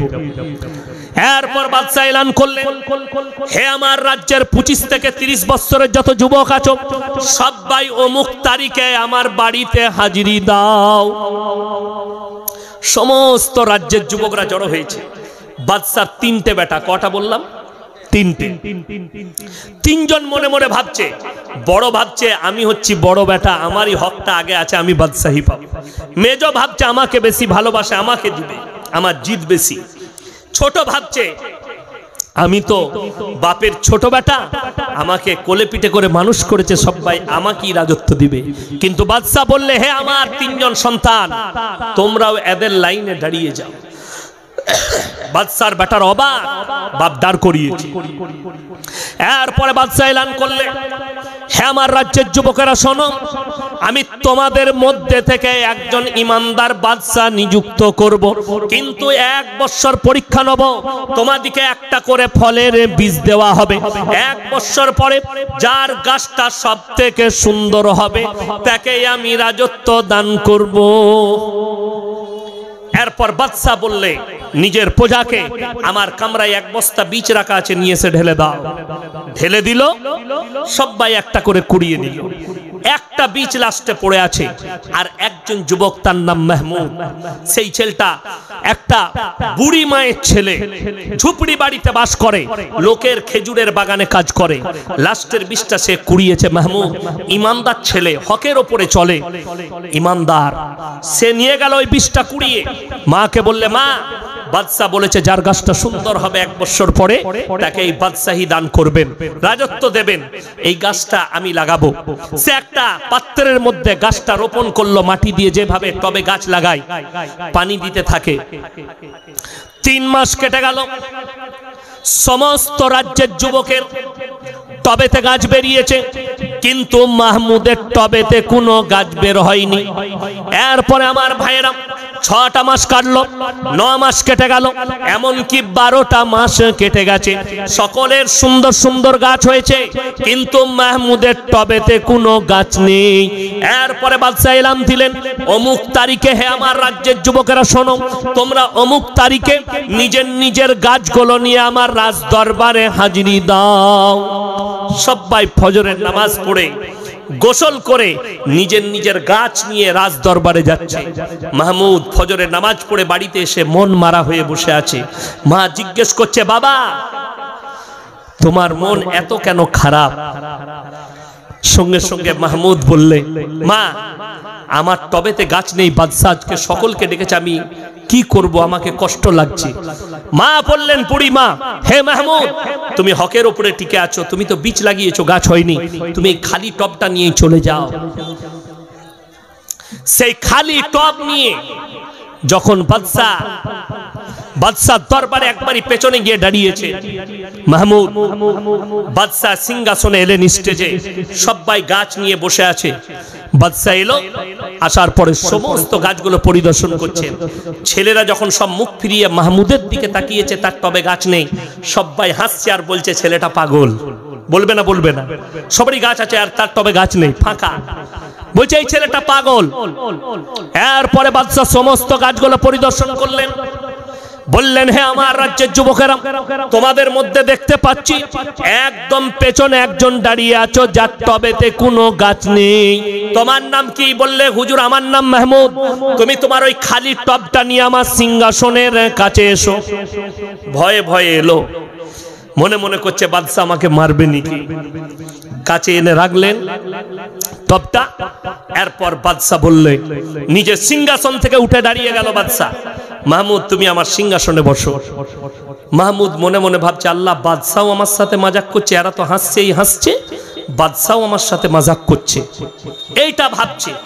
সিংহাসনে বসার পরে এরপরে বাদশাহ এলান করলেন, হে আমার রাজ্যের যুবকেরা শোনো, আজকে আমি তোমাদের সামনে একজন ইমানদার বাদশাহ নিযুক্ত করছি, যার নাম হচ্ছে একমাত্র মাহমুদ। সমস্ত যুবকরা বলে উঠল, বাদশাহ আপনি বলেছিলেন যার টবের গাছটা সব থেকে সুন্দর হবে তাকে আপনি রাজত্ব দিবেন। বাদশাহ বললেন, বলেছিলাম, কিন্তু আমি তোমাদিকে যে বিষটা দিয়েছিলাম ওটা গরম পানিতে সিদ্ধ করে দিয়েছিলাম, তোমরা সবাই বেঈমানি করেছো, একমাত্র হকের ওপরে মাহমুদ টিকে আছে, আমার ওই বিষটা রোপণ করেছে, তাই আর টবেতে কোনো গাছ হয়নি, একমাত্র হক পথে মাহমুদ আছে, তাই আমার এই রাজত্বর দাবিদার একমাত্র মাহমুদ। জোরে বলুন সুবহানাল্লাহ। হকের উপরে টিকার কারণে আল্লাহ রাজত্ব। এটা তো গল্প শুনালাম, এরপরে কোরআনটা শুনেলেন, রাসূলের হাদিস। আমার নবী বিশ্ব নবীকে আল্লাহ তাআলা এলান করলেন। কি এলান করলেন? হে আমার নবী, তুমি মক্কা নগরীতে বলো, ওয়ামা ইউকরিদুল্লাহ কারদান হাসানা, আল্লাহর রাস্তায় কে কি দান করবে বলো, কারদে হাসানা দিবে বলো। মক্কার বেঈমান কাফেররা তখন বলা বলি করছে, শুনেছো শুনেছো মুসলমানদের আল্লাহ ফকির হয়েছে। জোরে বলুন নাউজুবিল্লাহ। এই ভাষা বেঈমান কাফেররা বলছে। রিওয়ায়েতে আছে হযরত আবু বকর সিদ্দিক রাদিয়াল্লাহু তাআলা আনহু মক্কার এক গলি দিয়ে পেরিয়ে যাচ্ছেন, রাস্তা দিয়ে দুজন বেঈমান বসে আছে, আর তারা বলা বলি করছে মাজাক করে, শুনেছিস শুনেছিস মুসলমানদের আল্লাহ ফকির হয়ে গেছে। হযরত আবু বকর বরদাস্ত করতে পারেননি, বেঈমানকে এক চর মেরেছে, বেঈমান বেহুশ হয়ে পড়ে গেছে। হযরত আবু বকর রাদিয়াল্লাহু তাআলা আনহু চলে গেলেন। এই বেঈমানের যখন বেঈমানের হুঁশ ফিরেছে, দুই বন্ধু মিলে নবীজির কাছে হাজির। হে আল্লাহর নবী, আপনার আবু বকর আমাকে বিনা কারণে চর মেরেছে। আল্লাহর নবী বললেন, আমার আবু বকর চর মারতে পারে না। উক্তকালে আবু বকর হাজির। আল্লাহর নবী বললেন, হে আমার আবু বকর, তুমি কি বেঈমানকে চর মেরেছো? ইয়া রাসূলুল্লাহ, আল্লাহর শানে এমন কথা বলেছে তাই আমি বরদাস্ত করতে পারিনি। আল্লাহর শানে এমন বলেছে, আমার বরদাস্ত হয়নি, আমি এক চর মেরেছি। এরপরে সেই বেঈমান মুশরিকরা বললে যে আমি আমার মাবুদের কসম করে বলছি, আমি এরকম বলি নাই, আপনার আবু বকর মিথ্যা বলছে। আমার সাক্ষী আছে নবীজি রাহমাতুল লিল আলামিন, পৃথিবীর শ্রেষ্ঠ ব্যক্তি, নিজের কলিজার টুকরার বিচার করতে বসেছে। আল্লাহর নবী হচ্ছেন বিচারক, আমাদের মতো বিচারক নয়। টাকা দেখে বিচার পাল্টাবে, মুখ দেখে বিচার পাল্টাবে। আল্লাহর নবী বিচার করলেন, আর তারা দুই না মজা নিচ্ছে, দেখি নবীজি কি বিচার করেন। আল্লাহর নবী বললেন, আবু বকর, তুমি যদি সাক্ষী না আনতে পারো, আমি বেঈমানকে বলবো মেরে প্রতিশোধ নিয়ে নাও। তার একজন সাক্ষী আছে, তোমার সাক্ষী নাই, তোমাকে সাক্ষী আনতে হবে। আপনারা বলুন, হযরতে আবু বকর হকের উপরে আছে না না হকের উপরে? হকের উপরে। দেখুন হকের উপরে থাকার কারণে আমার আল্লাহ রাব্বুল আলামিন সঙ্গে সঙ্গে জিবরিল আমিনকে পাঠালেন আয়াত নিয়ে, ইন্নাল্লাহা ফাকিরু ওয়া নাহনু আগনিয়া সানাকতুবু মা ক্বালু। হে আমার বিশ্বনবী, আবু বকরের সাক্ষী আমি আল্লাহ দিচ্ছি, বেঈমান মুশরিক বলেছে আল্লাহ ফকির। জোরে বলুন সুবহানাল্লাহ। খালি হকের উপরে টিকার কারণে আল্লাহ তাআলা নিজে সাক্ষী দিয়েছেন। আজকে মুসলমান মনে করে আমি সত্য কথা বললে আমার ব্যবসা চলবে না, আমি দাড়ি না মারলে আমার লাভ হবে না, আমি যদি চুরি না করি আমার লাভ হবে না। এটা ধোঁকা ছাড়া শয়তানের আর কিছুই নয়। আপনি মাল ছাড়া ওজন করে বিক্রি করেন, 1 গ্রাম বেশি দিবেন, 1 গ্রাম কম দিবেন না। শুনেলেন? যদি চিকচিকি দেন, আমি তখন পড়াশোনা করি পুরুলিয়া ডিস্ট্রিক্টে। আমার আব্বাজি বর্ধমান ছেড়ে একবার রেগে পুরুলিয়া চলে গিয়েছিলেন আমাদেরকে নিয়ে। 3 বছর ছিলাম গুড়গুড়িয়ায়, পুরুলিয়া টাউনে ছিলাম, কসাই মহল্লা মসজিদে আব্বা ইমাম ছিলেন। তো যখন স্কুল যেতাম আর আসতাম, একজন চাচা বয়স্ক, টাটারি বলে একটা গ্রাম আছে, আমি অনেকদিন আগে জলসা করেছি টাটারিতে, সব ফল ব্যবসায়ী, গোটা পুরুলিয়া টাউনে যতজন ফল ব্যবসা করে টাটারি। ওই একটা গ্রাম আছে, মহিলারা কেউ ভোট দিতে যায় না, এত পর্দাশীল। আমি ওই গ্রামে জলসা করতে গিয়েছিলাম, জলসা শেষ করা পর্যন্ত রাত 2টো পর্যন্ত একটা বাচ্চা 10 বছরের মেয়েকেও দেখতে পাইনি, এত পর্দা, এত পর্দা। আর একটা গ্রাম আছে চন্দন কিয়ারি, ধানবাদের কাছে, সেটার নাম হচ্ছে নডিহা। রাত 3টে পর্যন্ত ছিলাম জলসায়। সেই গ্রামে 700টা আলেম হাফেজ আছে। কটা বললাম? একটা গ্রামে 700-800 আলেম হাফেজ আছে। তো সেই গ্রামে আমি রাত 3টে পর্যন্ত একটা বাচ্চা মেয়েকেও দেখতে পাইনি, এত পর্দা। তারা কেউ মজমায় এসে জলসা শুনে না, সব ঘর থেকে শুনে। এই গ্রামের একজন চাচা ফল বিক্রি করতেন, তো সে সব সময় 5 গ্রাম লোককে বেশি দিত। তো আমি একদিন জিজ্ঞেস করলাম, চাচা একটু ঝুঁকে গেছে, আর একটু তুলে লাও। চাচা বললেন, না, এই যে ক্যারিটা দিয়েছে এটার একটা ওজন আছে, আমি আল্লাহর কাছে হিসেব দিতে পারবো না, 1 গ্রাম তোমার কাছে বেশি যাক, আমার 1 টাকা লাভ কম হবে, কিন্তু জান্নাতটা আমার কাছে হবে। জোরে বলুন সুবহানাল্লাহ। আর একদিন রাতের বেলায় আপনাদের বহরমপুর বাস স্ট্যান্ডে আপেল কিনলাম, বললাম দাদা কত কিলো? বলছে এই 180 টাকা। আমি বললাম দাদা কম হবে না? নিয়ে যান, 160 করে দিবেন। আমরা 3.5 কিলো দেন, 4 কিলো দিলে ঘরে গিয়ে আমি বললে যে হবে না। আমি মাদ্রাসার কম্পিউটার কাঁটাই চাপালাম আপেলটা, ঠিক 3 কিলো 300, 800 মাল নাই, 700 মাল। তারপরের দিন দেখা 2 দিন পরে আমাকে বলছে, হুজুর ভালো আছেন? আমি বললাম, হ্যাঁ আমি বুঝতে পেরেছি তুমি কেমন দিয়েছে। কথাটা বুঝতে পারেনি। সে মনে করছে আমি লাভবান। আমি তাকে বললাম, ভাই তোমার নাম কি? সে নাম একটা মুসলিমদের বলল। তাকে বললাম, ইমানদারির সঙ্গে শুনে নাও, তুমি যে মানুষকে মালটা কম দাও, তুমি আমাকে 700 গ্রাম কম দিয়েছিলে, কিয়ামতের দিনে কিন্তু আমি ফেরত পাবো। তুমি যতজনের সঙ্গে করছো, তুমি জিন্দেগিতে যা নেকি কামাবে সব তোমার কেটে নিয়ে তাদেরকে দেওয়া হবে। আল্লাহ মিজান দাঁড় করাবেন, আল্লাহ তাতগাউ ফিল মিজান ওয়া আকিমুল ওয়াজনা বিল কিসতি ওয়া লা তুকসিরুল মিজান। আল্লাহ দাঁড় করিয়ে দিবেন দাড়ি পাল্লা। যারা ওজনে কমা বাড়া করেন, যারা মাল বদল করেন, আমার কষ্ট লাগে। প্রত্যেকটা মুসলমান ভাইকে কয়েকটা প্রশ্ন ছিল, আমি আর উত্তর দিতে পারলাম না। আমার বাবাজি চলে এসছেন, হায়াত বাকি তো মুলাকাত বাকি। আপনারা যেভাবে বসেছেন, আমার আওয়াজ শুনলেন, ভালো লেগেছে না লাগেনি? দোয়া করবেন না করবেন না? আচ্ছা বলুন, বেশিক্ষণ সময় হবে না, আমার বাবাজি বয়ান করবেন, কেউ উঠবেন না, বলুন ইনশাআল্লাহ।